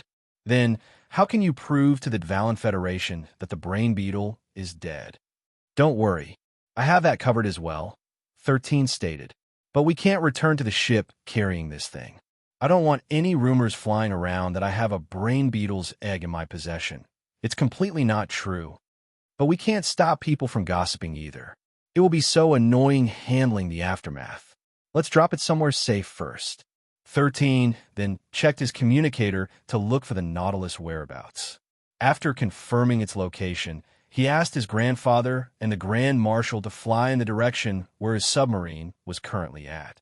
Far out into the sea, Nautilus rose up and opened a hatch, allowing them to deposit the egg on the submarine. I'll be staying here for a while, but I'll return in the evening, 13 stated after confirming that the egg was very much alive. Tell everyone that I am safe, and we have accomplished our mission. When I return, I will show everyone the evidence that the brain beetle has died. Okay. Arthur, who knew that his grandson was up to something, patted Lawrence's shoulder and signaled for him to follow him back to his aircraft carrier. The Grand Marshal was reluctant to go, but seeing that the teenage boy was not planning on spilling the beans, he decided to wait and have a private talk with him later. When the two old men finally left, the hatch closed and the submarine submerged itself in the sea. 13 breathed a sigh of relief before placing his hand over the cocoon and activating his ring of the apocalypse. The scenery around him changed, and he found himself standing in front of the Treasury with the cocoon by his side. My child, the brain beetle immediately charged in the direction of the cocoon, but when it was only a few meters away from it, the beetle's body froze, unable to move even by a millimeter. You're finally here, 13. Metatron appeared beside the boy with a smile. You've sent some interesting things here in the Treasury, especially this egg. Are you planning to exchange it for some apocalypse points? Not this time, Metatron, 13 replied. I will need this egg to help me grow stronger. Metatron nodded. A good choice. By the way, can I ask you for a simple favor? 13 inquired. You've been asking favors from me every time you visit. Metatron smirked. So what is it this time? I need Evavug to die once, 13 said as he gazed at the brain beetle, who was frozen in place. But I still need him alive. I just need his body, since I need to present the evidence that he is already dead. The brain beetle, who heard 13's words, started to panic. Its legs moved erratically, as if trying to break free from the invisible shackles that bound it. The Birdman, Zed, looked at the brain beetle with a pitiful gaze. He had tried to die many times, but each time he died, he would find himself fully healed as if nothing had happened. Easy peasy, Metatron said before clapping his hand once. The struggling brain beetle suddenly stopped moving. Metatron raised his hand, and the brain beetle's core popped out of Evavug's body. He then snapped his fingers, and the core spun around, sending threads of silk around it. Half a minute later, Evavug once again reappeared, but with a new body. It had reverted to its previous state before giving birth to its egg, which was its peak condition. Thank you, 13 said before shifting his gaze to the Evavug, who was in a state of complete disbelief after being revived so easily. There's still things I need to do outside, so I'll be leaving the egg in your care for now, Evavug. But don't do anything funny. If you do, I'll make sure that you will never see your egg again as you rot in this place for eternity. After saying those words, 13 stored Evavug's dead body inside his storage ring and returned to Nautilus. When he was safely back in the submarine, the first thing he did was summon Rocky. The container unit of the Nautilus was large enough to house 13's monster army, so summoning the Magma Balboa, there wasn't a problem. Rocky had received some injuries during its desperate escape from the Centipede King. However, his body's regeneration ability would heal its wounds completely as long as he focused on resting for a few days. Thank you, Rocky, 13 said as he patted the Magma Balboa's head. You're the MVP this time around. Rocky let out a low roar of appreciation before spitting Hans and the three Valkyries out of his mobile fortress. The magma Balboa then closed its eyes to rest. It was truly exhausted after its near-death encounter with the Centipede King, who was currently on its way back to its territory in the north of the Rigel continent. "Arthur, you sure are keeping a lot of secrets," Lawrence said as he sipped his cup of coffee. "I didn't know that the Levinas family owned a submarine as big as an aircraft carrier. Since when did you dabble in creating something like that?" Arthur sipped from his own cup of coffee and didn't bother to answer Lawrence's question. The Grand Marshal of the central government had been asking him countless questions ever since they returned to the aircraft carrier, and frankly, Arthur didn't know the answer to most of them. "You don't want to spill the beans?" Lawrence inquired. "What the Levinas family does is our business," Arthur replied. "I don't see any point in discussing the matters of my family with you." "Fair," Lawrence nodded. "However, since the two of us are cooperating from this moment onward, it would be best if we don't keep too many secrets from each other, right?" Arthur only shrugged and kept his lips shut tight. "Then answer this question of mine." Lawrence placed his cup on the table and looked at Arthur with a solemn gaze. "That submarine is so big, yet it didn't appear on a radar. Do you have any idea why we can't detect it?" "Use a better radar," Arthur shrugged. "But we are already using the best radars that the best military engineers have developed. Then they have skill issues." Arthur, who had no idea how 13 managed to keep the Nautilus hidden from the military radars either, decided to act smug as if he had everything under control.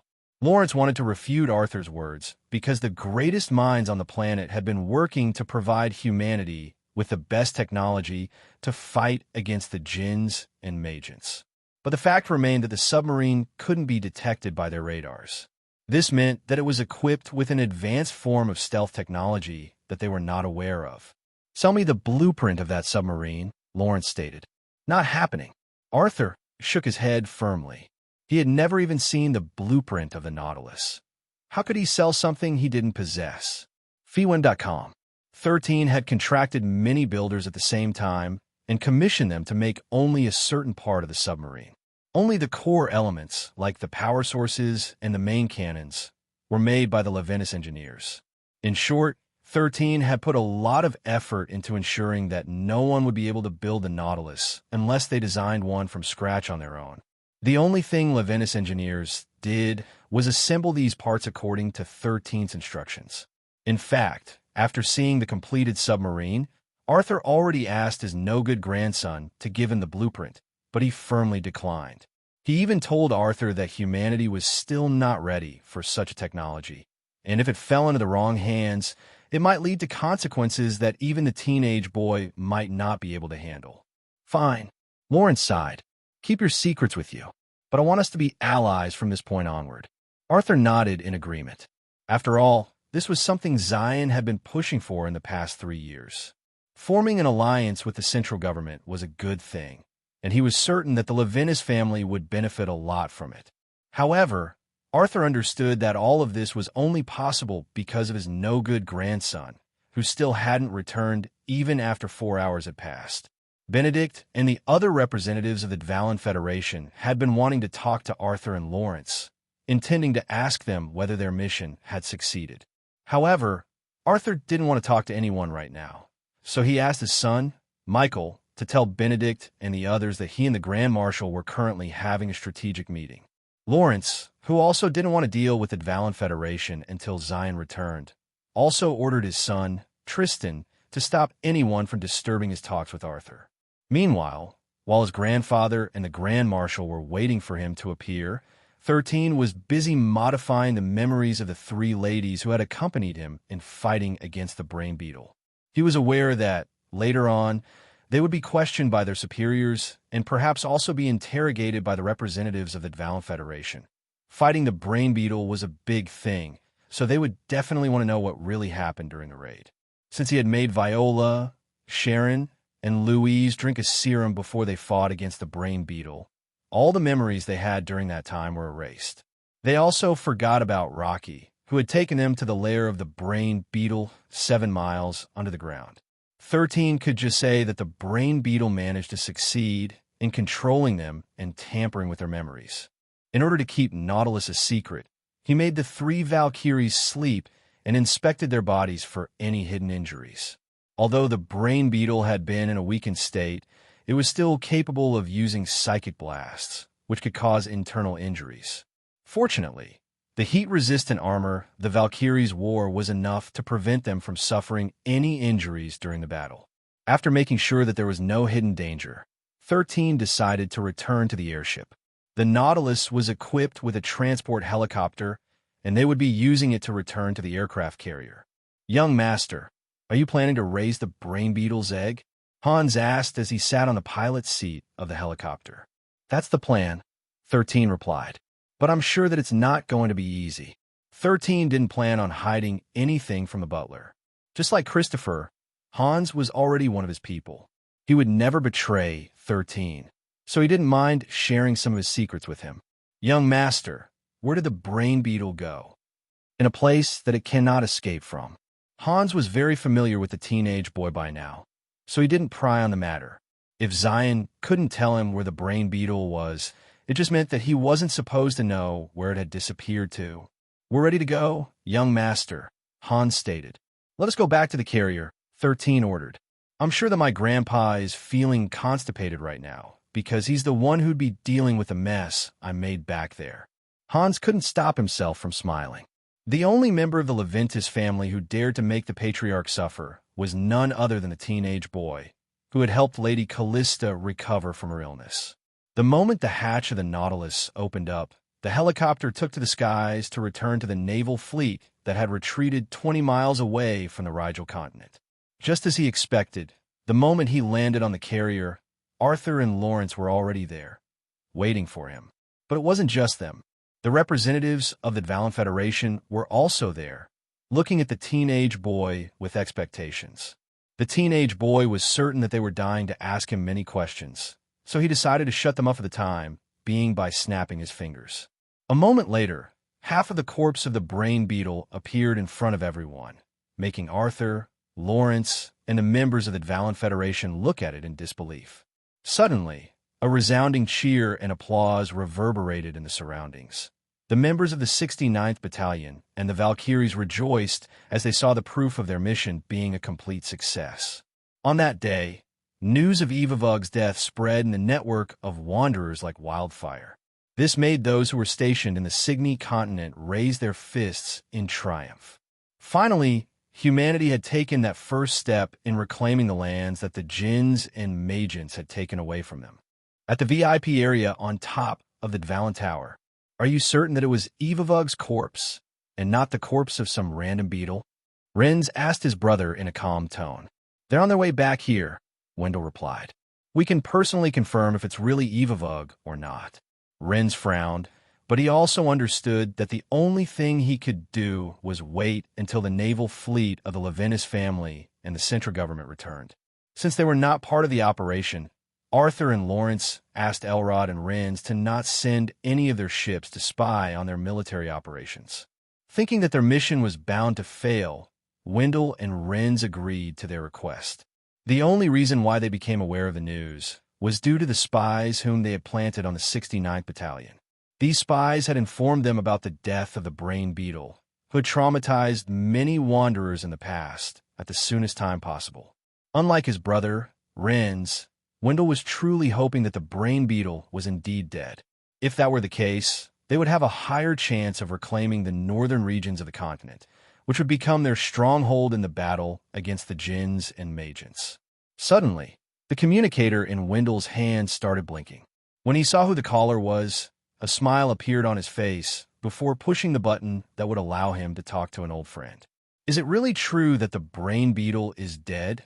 The monarch who ruled the Signy continent, Douglas Griffin, asked with a solemn expression on his face. "I'm still waiting for the Leventis family's fleet to return here to my headquarters," Wendell replied. "Until I get to inspect the corpse myself, I will not confirm or deny anything." Douglas nodded in understanding, but just like Wendell, he was truly hoping that the news wasn't fake.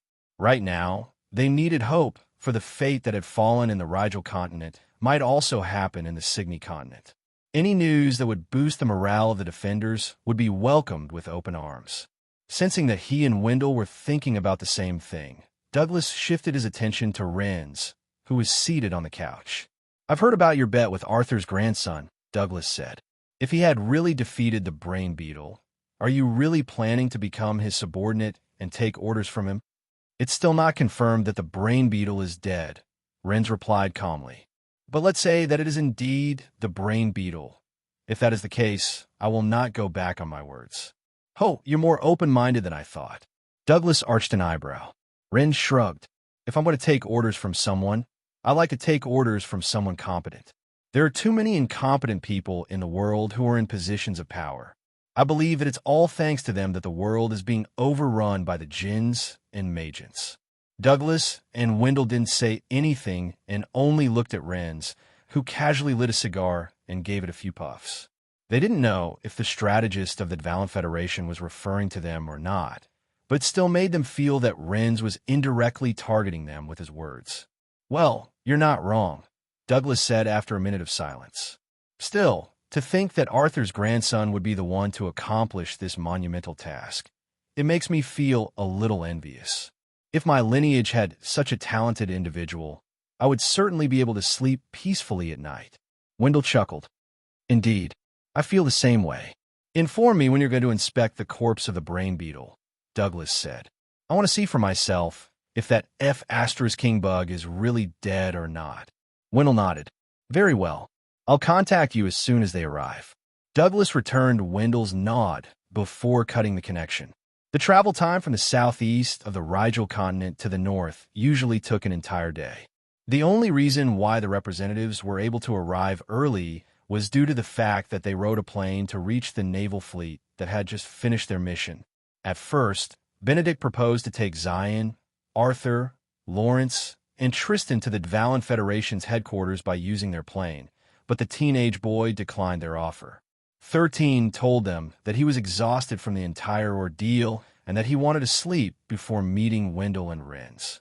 Since the body of the brain beetle was inside his dimensional storage, and Benedict and the other representatives couldn't just go back empty-handed, they decided to stay as well. All of them had inspected Evavug's body and could confirm that it looked like the brain beetle.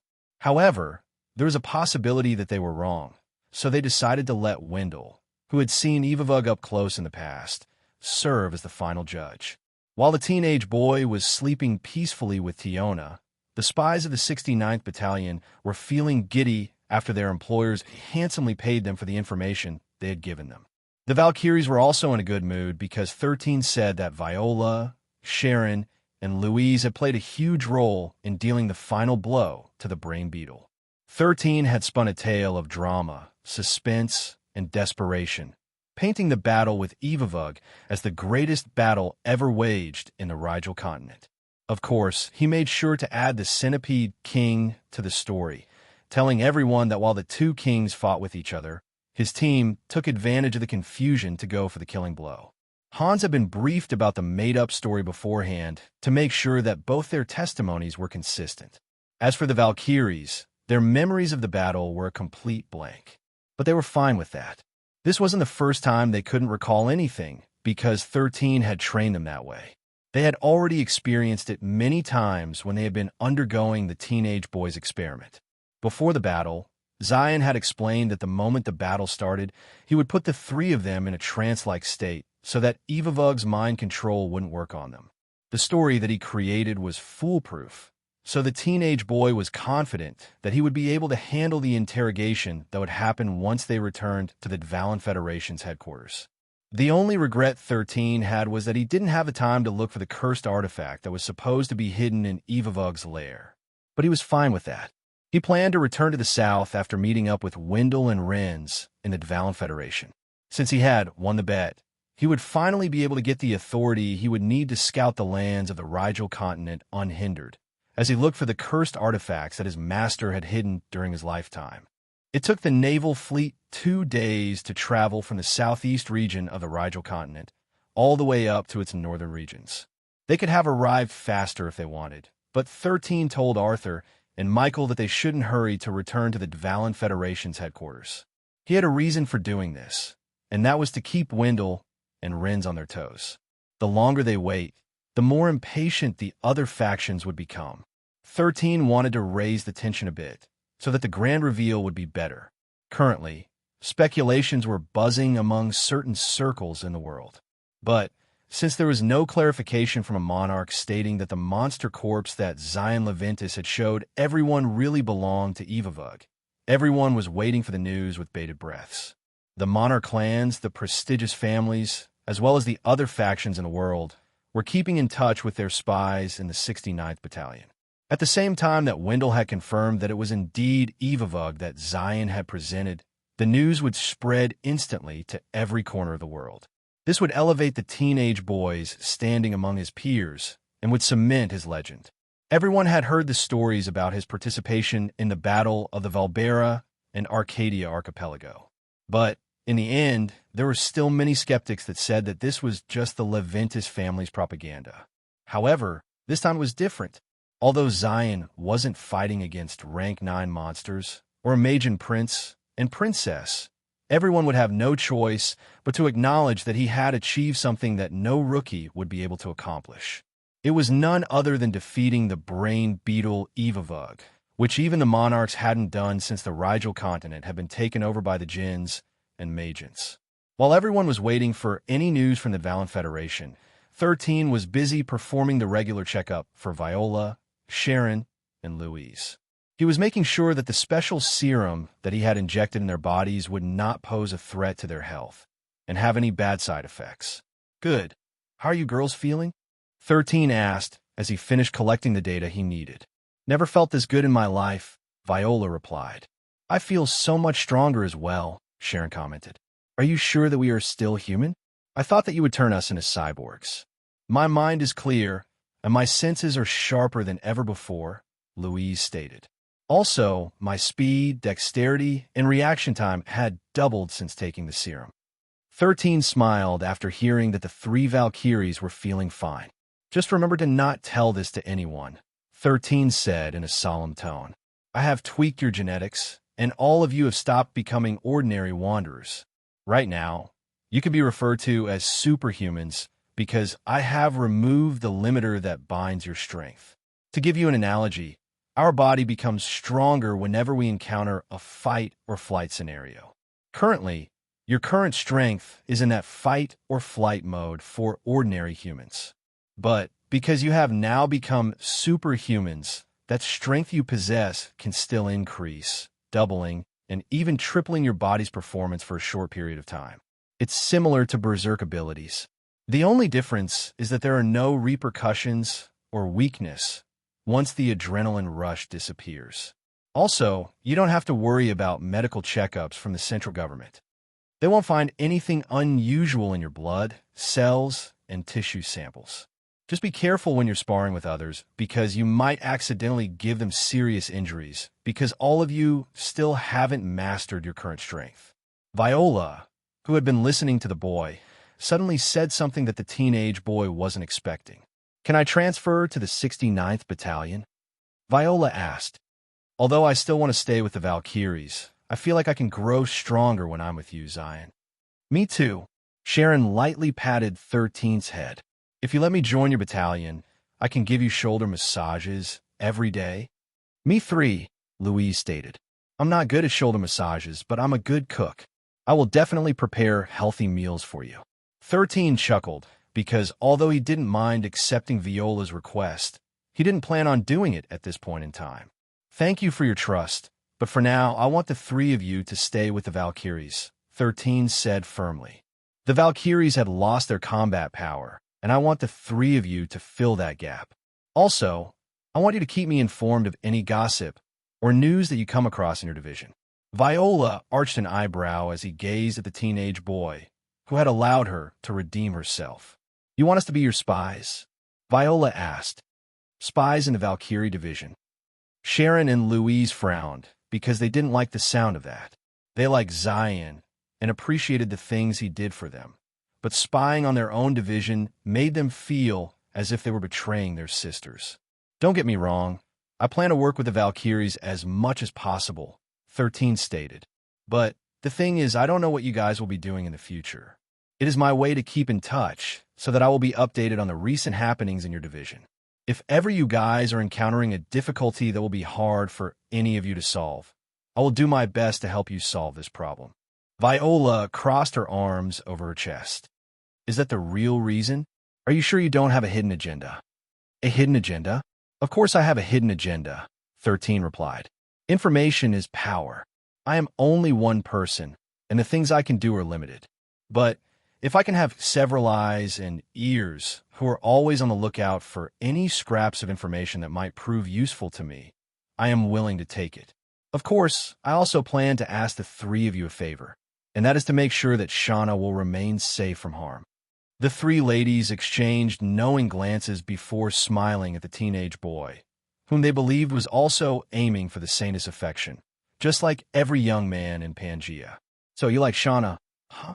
Viola gave Zion a mischievous smile, as if telling him that she finally understood why he wanted them to give him updates of what was happening in the Valkyrie division. Like Shauna? 13 blinked. Well, I guess I like her. She is Rihanna's sister, so there is no reason for me to dislike her. Oh, you, Sharon smirked before patting 13's shoulder. So, you want us to be your wingmen, huh? Although you can't go past the rookie rank, I'm sure that Shauna won't look down on you because of it. Indeed, Louise nodded her head in agreement. I mean, even monarchs weren't able to accomplish the things that you did, so your rank will not hinder you from becoming close with her. 13, who was probably the smartest person in Pangea, tilted his head in confusion because he felt like the three ladies and him weren't on the same page anymore. But since the three of them now seemed to be more enthusiastic in helping him monitor the movements of the saintess, he decided to just let them think whatever they wanted to think. Make sure to keep tabs on anyone approaching her, 13 stated. If you find anyone suspicious, no matter who it is, no matter who their background is, don't hesitate to tell me. Do I make myself clear? Yes. After their talk ended, the three Valkyries returned to where their sisters were currently at and took turns in monitoring Shauna's movements.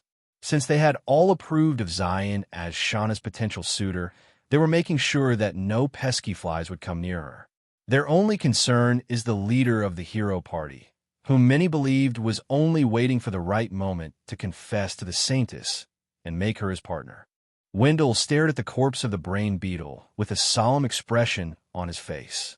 Everyone was waiting for him to confirm whether or not it was indeed the brain beetle, Evavug. Douglas Griffin was also looking at the monster through a projection. But since he wasn't one of the monarchs who had fought near Evavug during the battle on the Rigel continent, he couldn't confirm if the corpse in front of him was the brain beetle or not. It's indeed Evavug, Wendell declared, making everyone who had gathered around him cheer in happiness because one of the most dangerous monsters in the Rigel continent had been slain. Douglas, who was watching through the projection, clenched his fists under his table.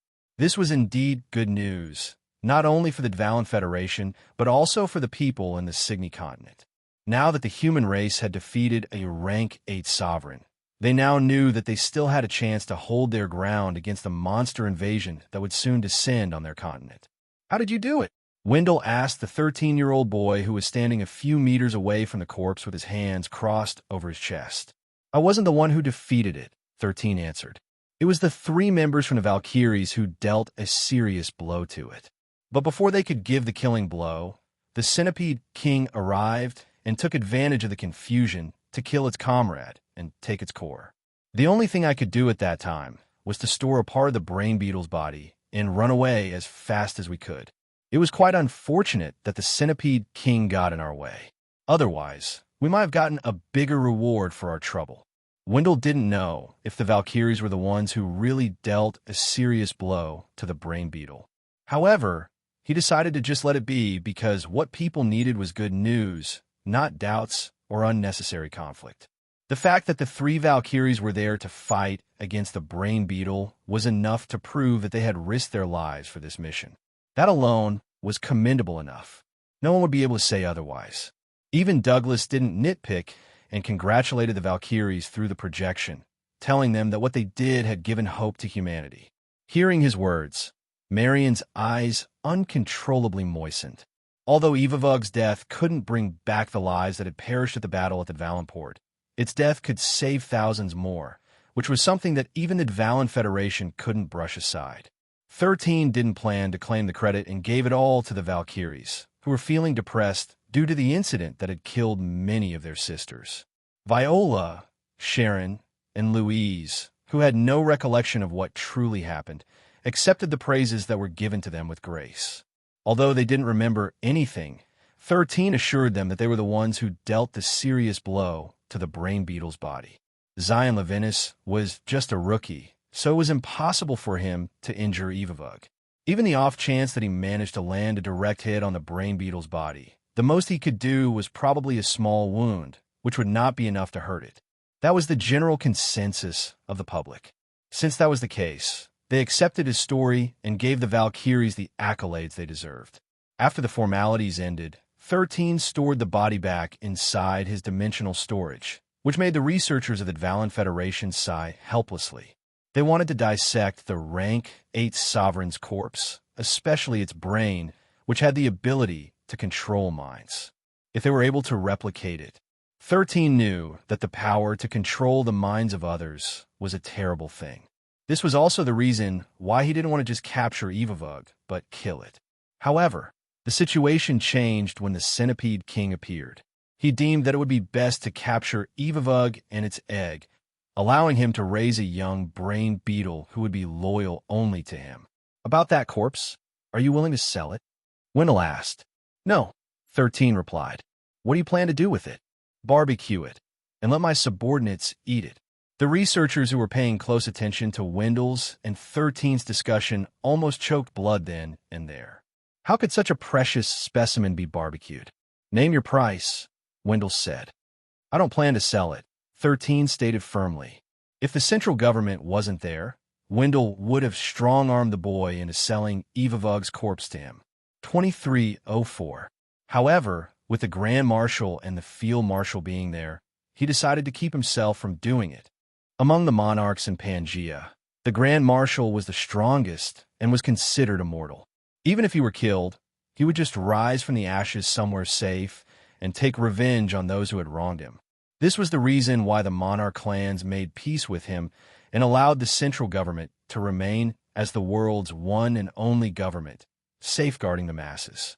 If you change your mind, come talk to me anytime. Wendell offered his hand to the boy for a handshake, which 13 accepted. After shaking hands with the monarch of the Dvalin Federation, a thunderous applause reverberated in the surroundings as everyone bore witness to this momentous event. To his surprise, it didn't look like Renz was averse to the idea of working under Zion. Although he was prideful as a strategist, he acknowledged that he didn't have the boldness and courage that the rookie had shown his fight against the brain beetle, who was a total nightmare on the battlefield. For Weevil.com, 13's and Renza's gaze met, and the two stared at each other for a long time. The people who were applauding the boy earlier noticed this, and a brief silence descended before the teenage boy opened his lips to speak. I'll see you in 3 days, Renz, 13 said, treating the strategist of the Dvalin Federation like he was just one of his subordinates.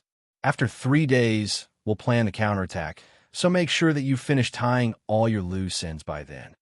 Renz stared at the teenage boy for a few more seconds before nodding his head. I'll see you in 3 days, Renz replied before turning around to head to the Dvalin Tower. 13 watched the strategist retreating back before shifting his gaze at the 3 people who were walking toward him. These 3 were none other than the monarch of the Remington clan, Trevor Remington, the throne of the Smith family, Morris Smith, and last but not the least, the throne of the Lockwood family, Stephen Lockwood. These 3 people, alongside his grandfather, Arthur, were the leaders of the Aldebaran continent. They had stayed in the Dvalin Federation and waited for the news of 13's expedition against Evavug. Well done, Zion, Trevor said with a smile. What you and the Valkyries have accomplished is probably the greatest achievement of this era. By the way, my great-granddaughter, Leah, has grown quite beautiful. How about it? Want to marry into our family? Arthur snorted after hearing Trevor's attempt to poach his grandson from his family. My grandson has good taste in ladies, Arthur commented. I'm afraid that your great-granddaughter is not a suitable match for him. Oh, and what kind of girl is a suitable match for him? She's still not born. Ha ha ha. You're funny as usual, Arthur. Then if not Zion, how about I matchmake Mikhail and Shasha? Several of the young members of my family wish to form stronger connections with them. Tell them to fall in line, Arthur stated. The number of people who wish to become Mikhail's and Shasha's partners could form a line circling the world. If they're good enough, they might stand a chance. 13 found Arthur's words quite funny. The old man was acting as if his father wasn't kicked out of the Levinas family. However, since he wanted to give Arthur face, he remained silent and allowed the old man and the patriarch of the Remington clan to bicker. While this was happening, Stephen Lockwood and Morris Smith took the teenage boy away to discuss possible partnerships, which was something that Zion was also interested in doing. Hey, 13, can I eat these guys? They belong to Metatron. If you want to eat them, then go ahead. After all, it's not my head that's going to roll. Then how about this cocoon? Can I eat it? Hands off, you fucking bat. That's mine. 13 glared at Commissats, who simply laughed out loud after being glared at by the teenage boy who had just arrived in the Treasury of the Apocalypse. Evavug was using its body to protect the egg from the death bat, who was at the very corner of the fourth layer of the Treasury. Hey, when are you going to return that armor you borrowed? Commissats asked. The month-long agreement is just a few days away. That's the reason why I came here, 13 stated. You could take it back. The teenage boy raised his hand, and an orb of light emerged from it. Finally, Commissat happily wore the armor that made him nearly invincible. So how is it? Did it serve its purpose? No, 13 replied. The one whom I lent that armor to thought that using it was too cowardly, so he took it off before going all out against his enemy. H.A., what an idiot. Commissat sneered. He can practically fight unscathed with this armor, yet he still chose to risk his life without it? Whoever you lent the armor to must be a fool. Perhaps. 13 neither agreed to nor denied the death bat's words. Arthur had chosen to remove his armor in his fight against the King Manticore, which had been a great gamble.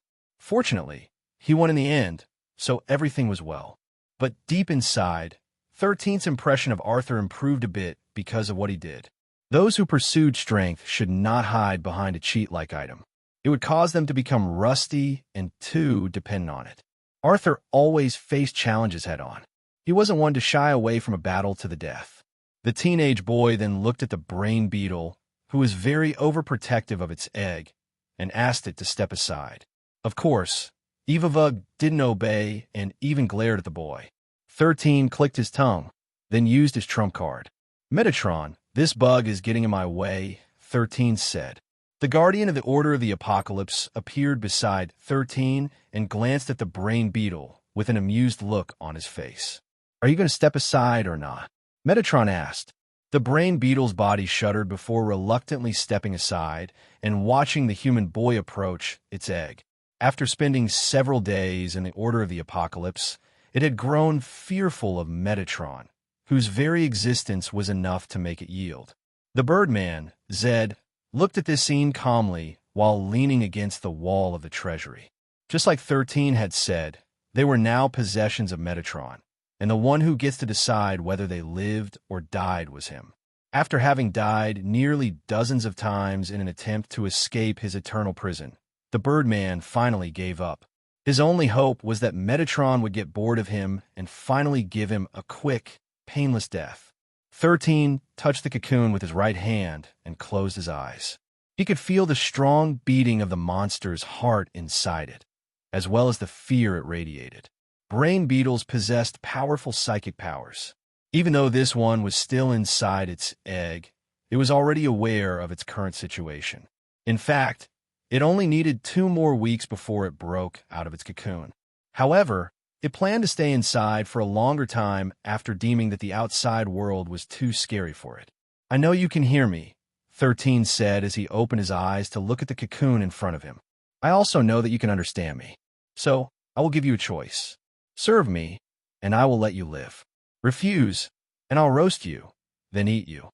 However, since Metatron can revive you, I will repeat this process over and over again until you submit.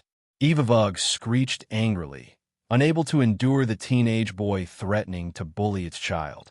However, that was the only thing it could do. Metatron had paralyzed its body, so it couldn't move and do anything to protect its child. While the Zed and Evavug belonged to Metatron, the egg belonged to Zion. Whatever he wanted to do with it was under his jurisdiction. How about we strike a deal? 13 asked the cocoon. I'll let you see the sun once a month, then you serve me loyally. How does that sound? The cocoon shook, feeling helpless against the teenage boy who planned to use its powers for his own benefit. Metatron, on the other hand, only chuckled from the side, finding 13's way of taming the young brain beetle quite amusing. I know that you will hatch in 2 weeks, 13 said. It's no use hiding this information from me. You can try to hide and stay inside your cocoon, but I can simply break it open. After that, I'll make sure you understand who your new master is. The teenage boy then laughed like a third-rate villain, making the brain beetle inside the cocoon shudder. Kamasats found this funny, so he laughed along with 13. You two are creepy when you're together. The teenage boy and the death bat looked behind them and saw Camerasipa enter the 4th layer of the Treasury. 13, you asked me to come, so here I am, Camerasipa said. Do you perhaps want to ask me for a favor? That's right. 13 nodded. It won't be cheap. I know, but you're the only one that I can count on, Camerasipa. Hey, what are you two planning? Why am I not aware of this? We're the Trinity of the Apocalypse, right? Whatever you are doing, I want to join as well. It's not that big of a deal, Kamasats, 13 stated. I'm just going to ask Camerasipa to allow me to choose something from the 6th layer of her treasury. She still hadn't used up her quota for this year, so I want her to pick something good for me. What? That's unfair. Kamasats glared at the Majin princess. A few days ago, when I asked you for a favor, to let me pick something from your treasury, you rejected me. How come you're doing it for 13? Why else? Camerasipa looked at the death bat with contempt. Compared to you, 13 is more useful to me. I don't mind giving him a favor. Besides, I already helped you get 4 rank 9 sovereigns as your subordinates. You even got that Artemian armor when we divided our spoils. I didn't try to fight you for it. After all, you're the weakest link in our trinity. So can you stop being an extra baggage and start carrying your own weight? Kamasats, who had been called the weakest link in their alliance, walked toward the Majin princess and looked down on her. Who are you calling the weakest link? Can't you see that this pipsqueak could die if I just flick him with my finger? Camerasipa chuckled. This is exactly what I'm talking about. 13 is just an ant in your eyes, but when it comes to value, his existence is greater than yours. If I had to choose only one ally between the two of you, I'd choose 13 anytime. The death bat and the Majin princess glared at each other for a few seconds until a light cough sounded beside them. Camerasipa, can we just ignore this weakling and go to the 6th layer already? 13 asked. I still need to handle a few things in Pangea. I can't stay here for long. Of course, Camerasipa replied. Metatron, please take us to the 6th layer. Hey, I want to go there as well. Kamasats declared. You still don't have the qualification to enter a higher layer, Metatron replied. Then why are you allowing 13? Kamasats asked back. This is discrimination. It is, Metatron nodded in agreement. But what can you do about it? The deathbat blinked once then twice because he didn't have a comeback for Metatron's question. In the end, the god of the apocalypse clapped his hands together, sending the teenage boy and the Majin princess to the 6th layer of the treasury. 13 was hoping that the Majin princess, as well as the other members of the apocalypse, had overlooked an artifact like the creation sphere, which he acquired when he unlocked the 4th layer of the treasury. The treasury of the apocalypse had 13 layers. The last layer only contained one divine artifact, and that was none other than Pandora's box. It was an item that could unleash countless horrors to the world and bring about the end of it. The Order of the Apocalypse was formed to reach that goal. Just like how the gods bring heroes to their worlds to deal with the demon lords, as well as all the other threats in their eyes, Metatron had also set up his own organization. But contrary to the other, the goal of their entire existence was to bring about the end of the world. The 6th layer was the halfway point of the treasury, and among its members, Only Camrasipa had unlocked it. While she wasn't the strongest among the members of the Order, she was the smartest and was someone who knew when to attack, when to hold back, and when to negotiate. Metatron treated her favorably because, just like him, Camrasipa's wish was for the destruction of the world. After arriving at the 6th layer, 13 immediately found himself at the center of what seemed to be a floating platform. And several meters outside of the platform, countless treasures and artifacts could be seen circling around it, waiting for someone to take them. Well then, Zion, what do you wish to get here? Camrasipa asked out of curiosity. I want to see the first clear bonus items that Metatron presented to you when you first unlocked this layer, 13 replied. Oh, those artifacts. Camrasipa smiled. Interesting. Well, Metatron, you heard him. Bring out the things you offered me in the past. As if waiting for that moment, 5 items among the countless artifacts circling the floating platform flew toward the teenage boy's direction and hovered a few meters away from him. *T. 13 muttered as soon as he saw the items. All of them were things familiar to him. As a system whose database spans countless multiverses, he was like a walking appraisal tool for any kind of items, including divine-ranked items. And right now, he was looking at 5 divine-ranked items he could use, bypassing the item ban forcefully imposed upon his body. The divine items in front of her were rather unique, but none of them struck her as important.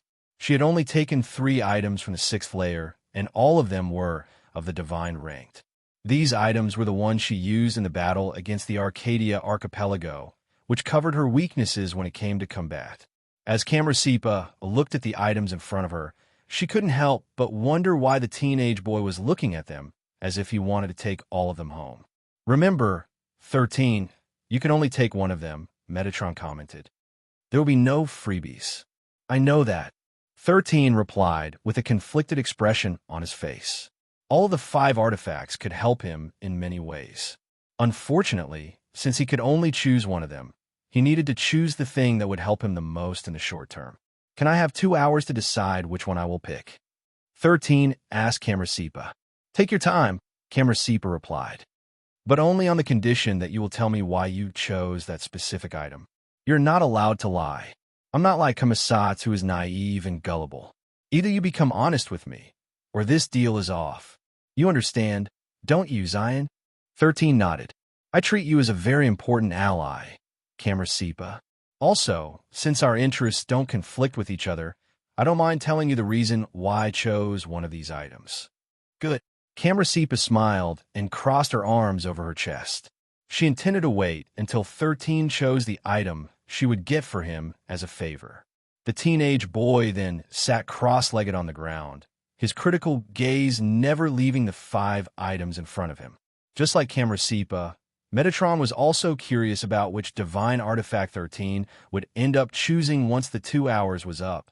Seconds turned to minutes, and minutes turned to hours. Finally, after 2 hours of thinking, 13 sighed deeply before pointing at what seemed to be a tattered black flag without any insignia on it. Camrasipa and Metatron both arched an eyebrow as they looked at the flag that 13 had chosen. The parade of 100 demons? Camrasipa giggled. Oh, 13, are you sure about this? Yes. 13 nodded firmly. I know that it has no value to you, because you're already strong and have command over tens of thousands of monsters. But for someone like me, it's priceless. Metatron scratched his head. But 13, this flag can only recruit and summon rank 1 monsters, Metatron said. Also, when those monsters die, they will die for good, and you'll need to recruit again from scratch. Even if it's 100 rank 1 monsters, they will only serve as meat shields and cannon fodders at most. A rank 7 and rank 8 monster can kill them in less than a minute. Exactly what I need, 13 nodded. I need meat shields and cannon fodders. Camrasipa and Metatron looked pitifully at the teenage boy, whom they believed had chosen the most worthless divine artifact within the 6th layer of the Treasury. The Majin princess hugged the boy and buried his face on her chest and patted his head. There, they're 13. I'll give you something else, Camrasipa said. This little toy isn't something that suits you. Go look for something else. You should do as Camersepa, says 13. Metatron, who had high hopes for the boy, also tried to convince him to change his choice. There are better items out there. Just like Camersepa, this is just a toy. 13, whose head was buried in the Majin princess chest, pulled back and tried to get away from her hold. I don't want to change my choice, 13 said as he looked at the two powerful beings who didn't understand what kind of things he could do with the artifact that would allow him to store and summon 100 rank 1 monster. I choose the parade of 100 demons. The teenage boy's words were firm, making Camersepa and Metatron glance at each other. The guardian of the Treasury looked troubled, while the Majin princess looked hesitant. Okay, then tell me why you decided to choose this artifact, Camersepa stated. If you can't change my mind, then the deal is off. Same, Metatron nodded. Even if it's you, 13, I don't want you to waste this precious opportunity to get an item that will truly be useful to you. 13, who was still being hugged by Camersepa, sighed before explaining the reason why he decided to choose the tattered flag as the artifact he wanted to possess. The Majin princess and the guardian of the Treasury both listened to the teenage boy's explanation. At first, the two of them looked uninterested, but soon their gazes became serious as they looked at the boy in disbelief. Do you still think it is useless to me now? 13 asked as he held the creation sphere in his hands. No, Camersepa replied with a faint smile on her face. It seems that I shouldn't really judge a book by its cover. Indeed, Metatron nodded. I forgot you have the creation sphere.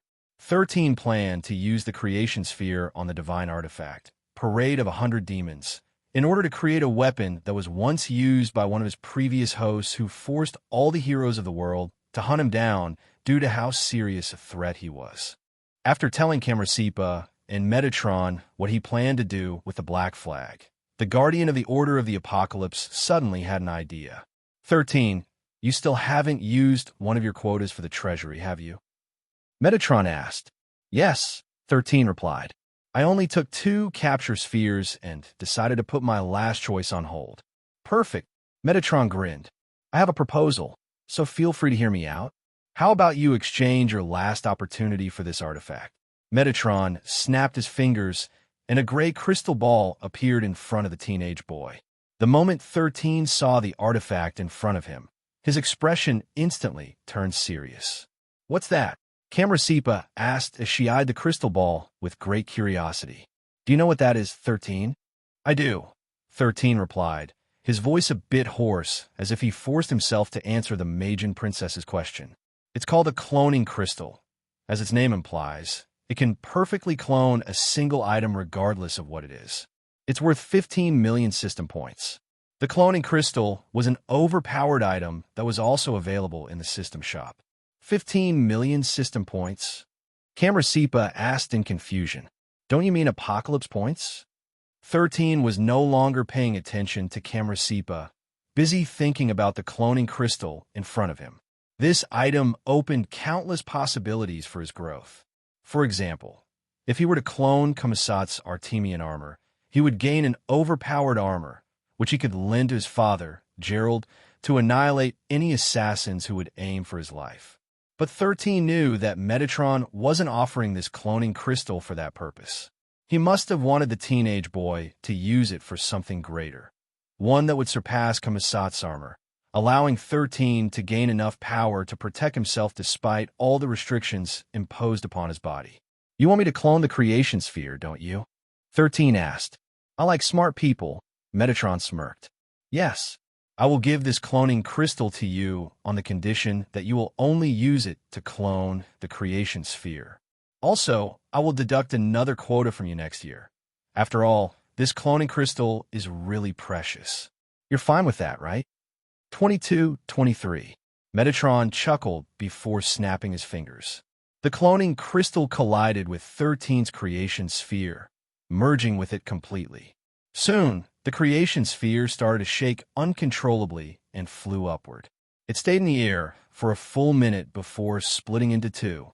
These 2 copies then formed into perfect creation spheres, which landed on the palms of 13's hands. Can I merge it now with the parade of 100 demons? 13 inquired, still reeling from Metatron's unexpected generosity. "You may," Metatron replied. "Show us what you can do." 13 nodded and stored the second creation sphere inside his dimensional storage. He held the black flag on his right hand and the creation sphere on his left, then merged them together. A bright flash of light emerged from their point of contact, enveloping 13 in its brilliance. When the light receded, the teenage boy found himself floating in space, with countless binary numbers swirling around him. These numbers were the codes that made up the world, allowing him to modify the black flag that was still in his hand. 13 already knew what to do, so he closed his eyes and started the creation phase. The creation sphere could create nearly anything as long as its user had a perfect grasp of what he wanted to create. The black flag in his hand started to increase its size, and it fluttered wildly as if it was coming to life.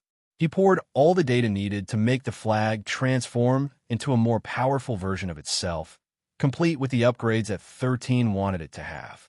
His previous host had once wielded a black flag called the Immortal Parade of 100 Demons, which brought terror to the world where he lived.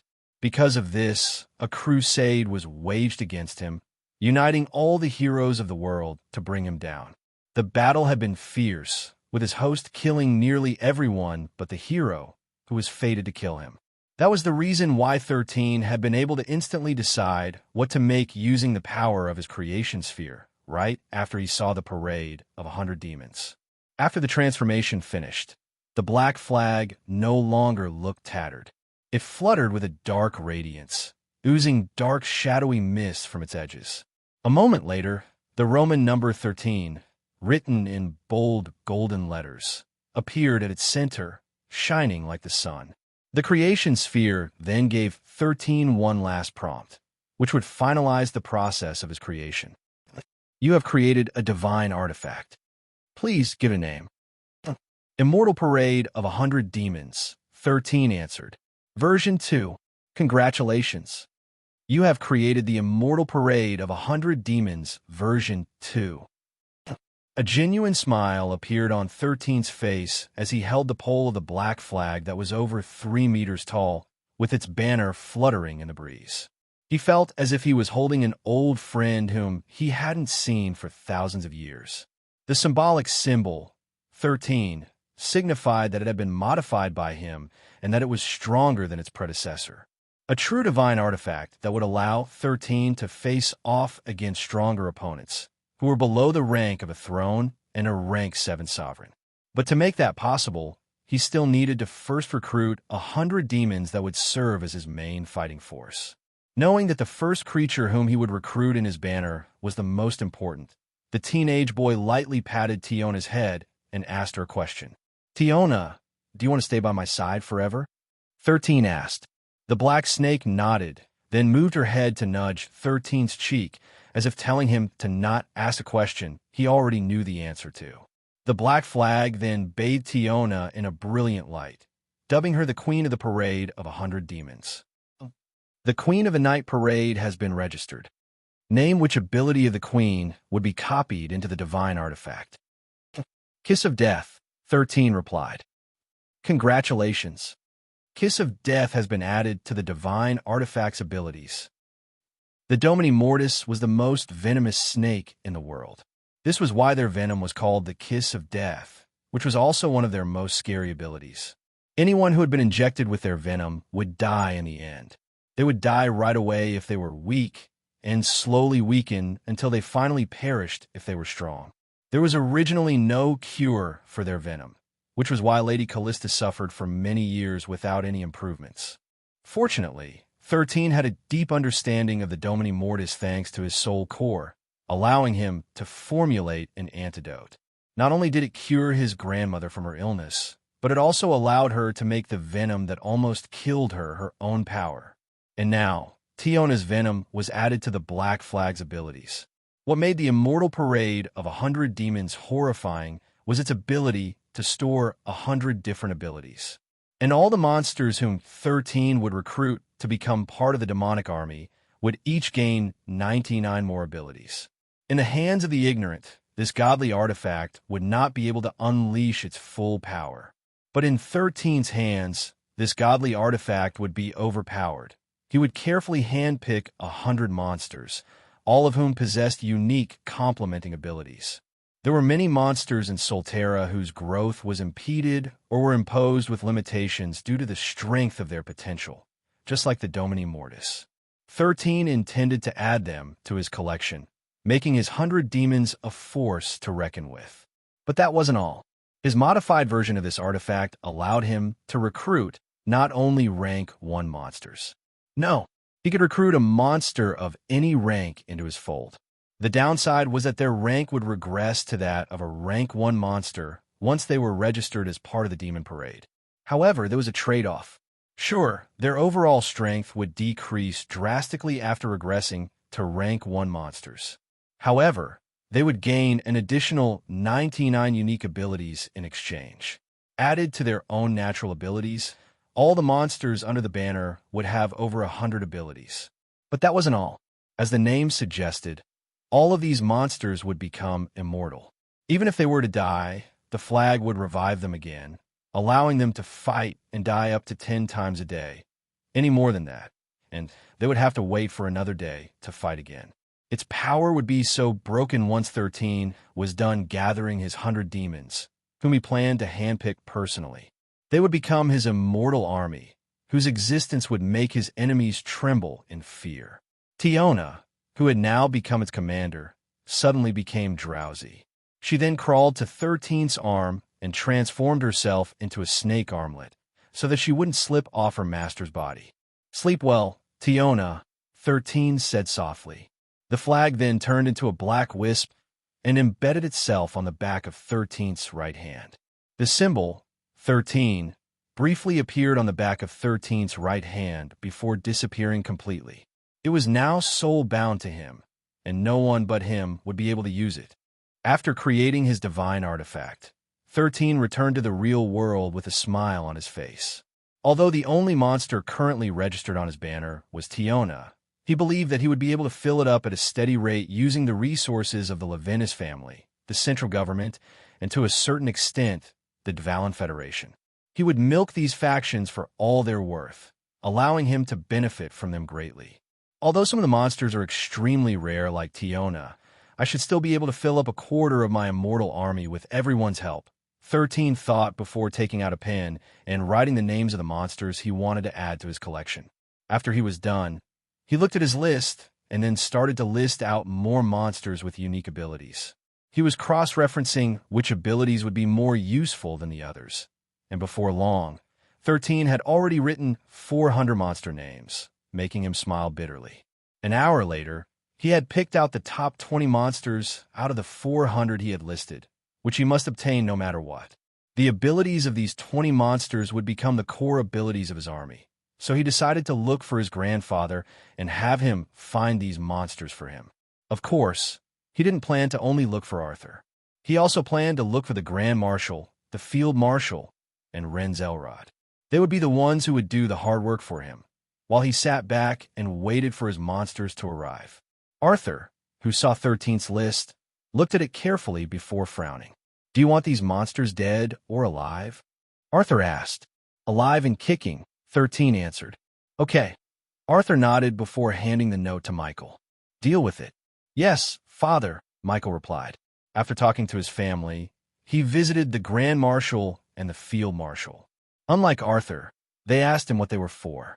However, 13 only said that he would conduct an experiment that would help them secure their victory. Of course, that was a lie.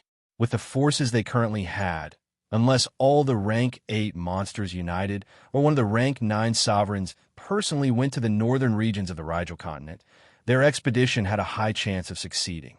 When 13 arrived at the Dvalan Tower to look for Renz, he found Trevor Remington, Morris Smith, and Stephen Lockwood chatting with the person he wanted to meet. "Is there anything you need, Zion?" Renz asked in a calm tone.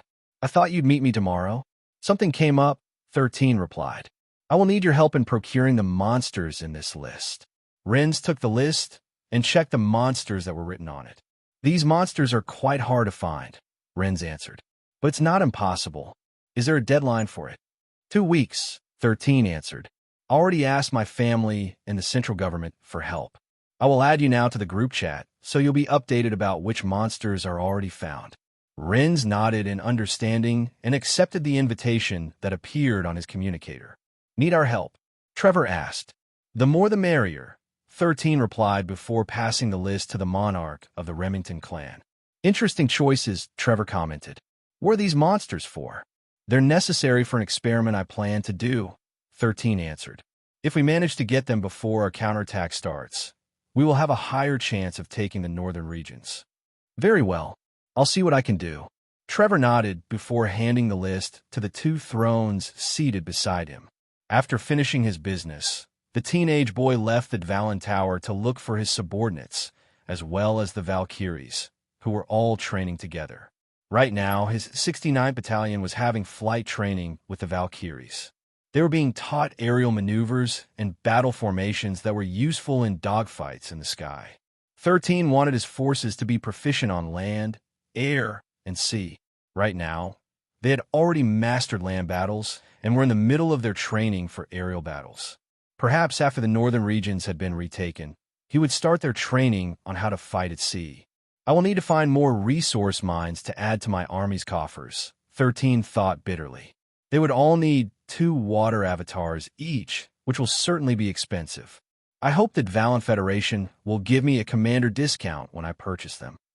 13 understood that if he wanted to arm his subordinates to the teeth, he would need to spend money and resources to make it happen. Of course, he was willing to do that because the 69th Battalion was his main fighting force. Because he was deep in thought, he failed to notice that someone had snuck up behind him. Before he knew it, someone had already covered his eyes from behind. 13 didn't bother raising his guard, knowing that the main headquarters of the Dvalin Federation was the safest place for him in the world. They had already recognized him as their supreme commander, so they wouldn't do anything to harm him. After all, his existence ensured the success of their counterattack against the Jinns and Majins. Shauna? 13 asked with his eyes covered. How did you know? Shauna asked as she removed her hands from 13's face. It's because there are only a handful of people in this place who have the guts to do what you did to me, 13 replied. Oh, Shauna eyed the teenage boy, who had turned around to face her. And who are those people? Viola, Sharon, and Louise, 13 replied. Hearing the names of the 3 Valkyries, Shauna couldn't help but shake her head helplessly. After returning from their fight against the brain beetle, the 3 Valkyries had become just like her older sister, Rihanna, and said nothing but praises for Zion.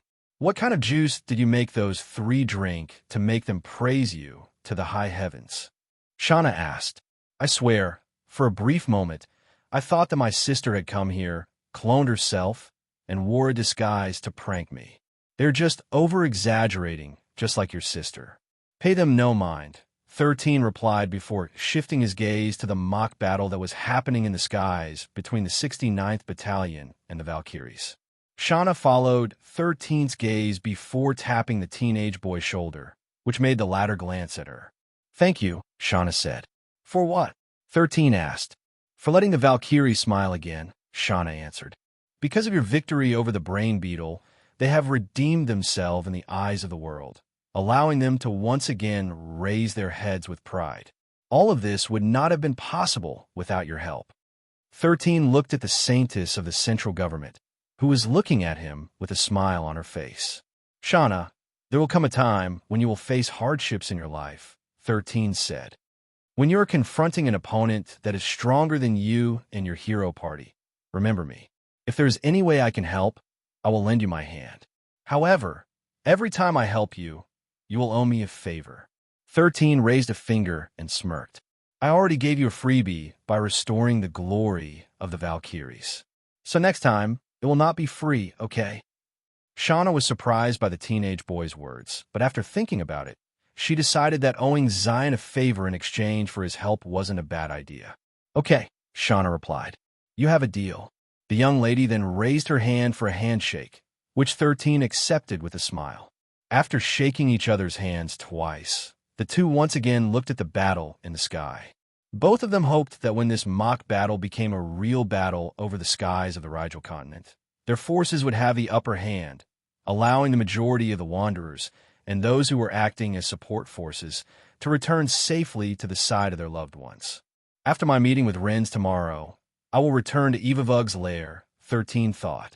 I need to find that cursed artifact before the battles start in full swing. He had interrogated the brain beetle, and the latter confirmed that it had seen a metallic chest hidden near its lair. The brain beetle had the chest brought to the Treasury, where it stored its spoils of war for display. 13 hoped that the beetles didn't ransack Evavug's treasury after their master had disappeared, because if they did, the teenage boy might be facing a threat that was no less dangerous than fighting against the brain beetle in its peak state before it gave birth to its egg. The atmosphere in the room was anything but calm as the high-ranking officers of the Dvalan Federation and the central government, as well as the leaders of the Aldebaran continent, convened at the Dvalan Tower.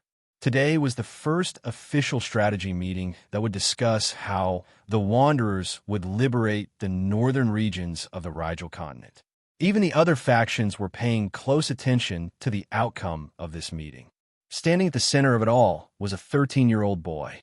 He looked rather calm, even feeding his Domini Mortis with his own brand of monster food, Levinus corn. The aides of the monarchs and thrones in the room didn't know whether they should be impressed or annoyed at Zion's easygoing attitude, especially in front of people who could kill him with a flick of their fingers. Only after Tiona hissed and told her master that she was already full did 13 stop feeding her and shift his attention to the people who were all staring in his direction. Visibly unbothered by the intensity of their stares, the teenage boy lightly tapped his communicator. With that, a projection of the northern regions of the Rigel continent appeared behind him. In order to establish a solid foothold in the north, we must accomplish 3 things, 13 stated. The first one is to kill the Centipede King and its subordinates. They are capable of digging underground, so they could attack us from beneath our feet. Taking them out is of the utmost importance, and it should be our top priority. Wendell raised his hand to interrupt 13's explanation, making the teenage boy make a gesture for him to speak his mind. Should we gather wanderers who specialize in digging tunnels in order to reach their lair? Wendell asked. As the monarch of the Dvalan Federation, he could easily mobilize an elite team of people who would be able to do the job for them. That's not a bad idea, 13 replied. Having a specialized unit that could do that would be extremely helpful. We will save them as our plan B if plan A doesn't work. As for our plan A, we will force the Centipede King and its subordinates to emerge from the ground. Once they're out, we will hit them hard with everything we got. I know all of you are wondering how we will do that, but the answer is really simple. A projection of what seemed to be a loudspeaker appeared in front of everyone. We will use sound waves to force them out, 13 stated. The centipede's antennas have a strong sense of touch and smell, so if we blast them with strong vibrations, they would have no choice but to emerge from the ground. But what if they don't take the bait? Rins asked. What do we do then? That will actually be better for us, 13 replied. If they don't make a move, we will just massacre the monsters that belong to the Manticore King army. Also, you don't have to worry about the Manticore King leading the fight. And why is that? Rins asked again. Because it's already dead, 13 answered. A moment of silence descended upon the room before the teenage boy tapped his communicator.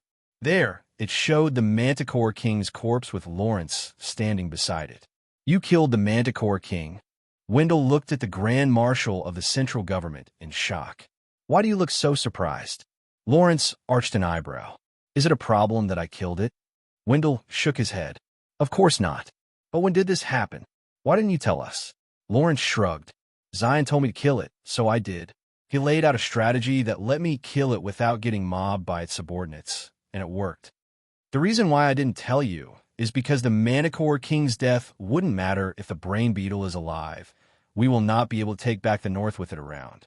Zion didn't want me to give you guys false hope, so I kept mum about it. Wait, are you saying that you killed the Manticore King before the expedition against the brain beetle? Douglas Griffin, who had joined the conference through a projection, couldn't help but ask. You're right, Lawrence answered. On the same night Zion and Rins started their competition, we sneaked into the Manticore King's lair and killed it. Marion, who was also inside the room representing the Valkyries, couldn't help but look at the Grand Marshal with shock. This news was simply too big to ignore. If what Lawrence said was true, then it meant that 13 had already won their bet mere hours after his confrontation with Ren's Elrod. Lawrence had a faint smile on his face, but deep inside, he was sighing in his heart. Of course, he wasn't the one who killed the Manticore King. It was Arthur who did it, but Zion insisted that they present its death in this manner. That way, everyone would think that the strongest among the monarchs was as strong as ever. Ren's expression remained calm, but his heart was beating wildly inside his chest.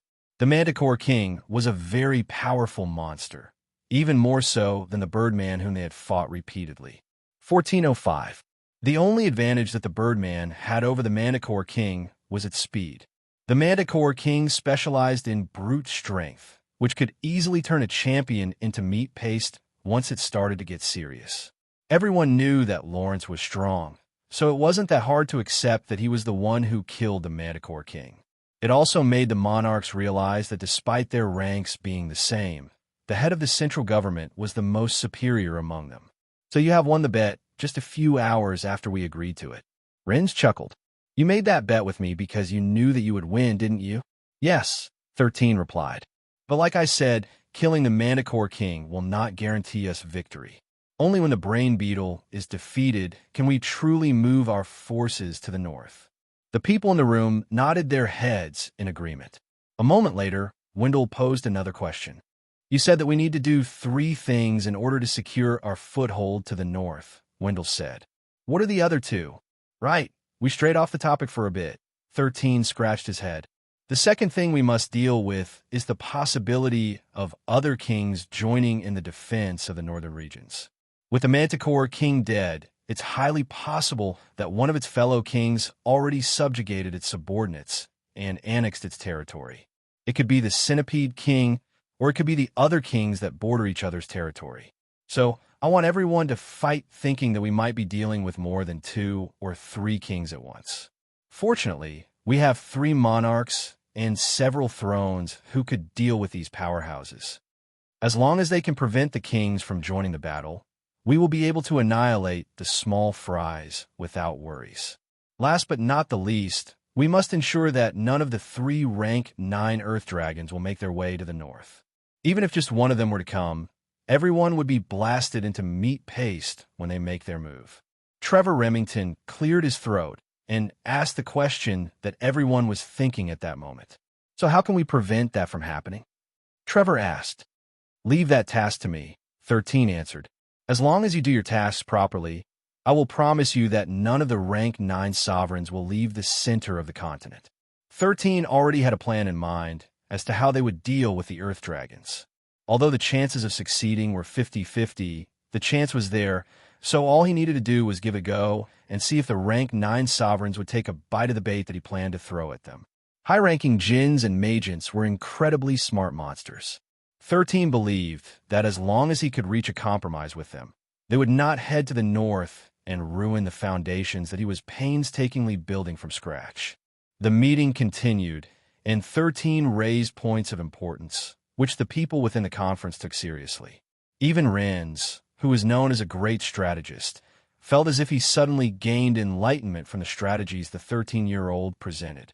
I'm not going to lie, 13 said. This battle is going to be bloody, and many will die. However, all of you can treat this as preparation for the upcoming invasion of the Signy continent. Let's face it, the thrones and monarchs might be able to deal with rank 7 sovereigns when they start pouring out of the gate, but the moment rank 8 and rank 9 monsters appear, everyone would start retreating. There is nothing wrong with preserving your own life. After all, no one wants to die. However, if everyone retreats, Signy will fall. Once that happens, we can only hope and pray that before the same fate befalls the Sirius and Aldebaran continents, the monarchs would break through to the next rank. After hearing 13's words, the expressions of the monarchs, who were listening to his explanation, turned solemn. Is there really a realm above a monarch? One of the aides of the Remington clan asked. There is, 13 replied. And it's called Saint. The teenage boy then scanned the faces of everyone in the room. I'm not talking about the Saintess, who is part of the hero party, 13 replied. I'm talking about the next rank after Monarch. It's called Saint. After Saint, you have Supreme. Last but not the least, you will have Celestial. How did you even know this? One of the elders of the Riggs family asked. Are you just making these names up? 13 shook his head before taking out a book from his storage ring. This is one of the books I got from the Artemians, 13 stated before he flipped its pages and stopped at the page he was looking for. He then used his communicator to translate the words into the universal language and projected it in front of everyone. Mortal rankings: Rookie, Adept, Apostle, Initiate, Master, Grandmaster, Champion Throne, Monarch, Saint, Supreme, Celestial/Fiend. Monster rankings: Rank 1, Rank 2, Rank 3, Rank 4, Rank 5, Rank 6, Rank 7, Rank 8, Rank 9, Prince/Archon, King, Colossi, Fiend/Celestial. As you can see, the ranking doesn't stop at the Monarch rank, 13 explained. Of course, you can choose to turn a blind eye to this ranking and pretend that the Monarch rank is the highest rank a mortal can achieve. However, if that is really the case, wouldn't that mean that the Jinns and Majins are guaranteed to rule this world due to the gap in power? If that's the case, all the Wanderers should migrate to Solterra and leave Pangea to its fate. Once again, the teenage boy scanned the faces of everyone in the conference room and shook his head helplessly. I'm sure that some of you have already prepared for that possibility and are already expanding your domain in Solterra as a backup plan, 13 added. Of course, there is nothing wrong with that. Preserving the human race is a valid priority, and migrating to Solterra is one of the methods to do it. Perhaps a day will come when someone will be able to surpass the rank of Monarch and lead the Wanderers to a new era. Maybe by then, we will be able to return to Pangea and reclaim our lands. The people in the conference room looked hopeful as they gazed at the teenager, who had a faint smile on his face. But I had a talk with the Laplace demon and the One when they stripped me of my ability to raise my rank, 13 stated. They said that the moment Pangea falls, all the Wanderers would have the same fate as me. They made me an example, so that all of you will be able to see the future that awaits you. When the last continent of this world falls into the hands of the Jinns and Majins, you and I will be the same. So take a good look at me. This is the fate of the human race. Even if everyone were to migrate to Solterra, everyone would soon lose power. When that happens, we will become the slaves of the kings and queens who are native to that land. We will have to bow our heads and serve these new masters because we have lost our value to the One. I still remember the words that the One had told me before I was sent back here in Pangea. It was, I gave the Wanderers powers so that they can protect their world. The moment they lose, it is the same day they will lose their right to become a Wanderer. Tell them this, Zion Leventis. I have no need for worthless things. Somewhere in the celestial realm, the One, who was watching 13 from the celestial realm, couldn't help but scoff. What kind of weed is this brat smoking? The One asked. I never said such a thing. Of course, you didn't, the Laplace demon replied. But we can use this. Use this? What do you mean?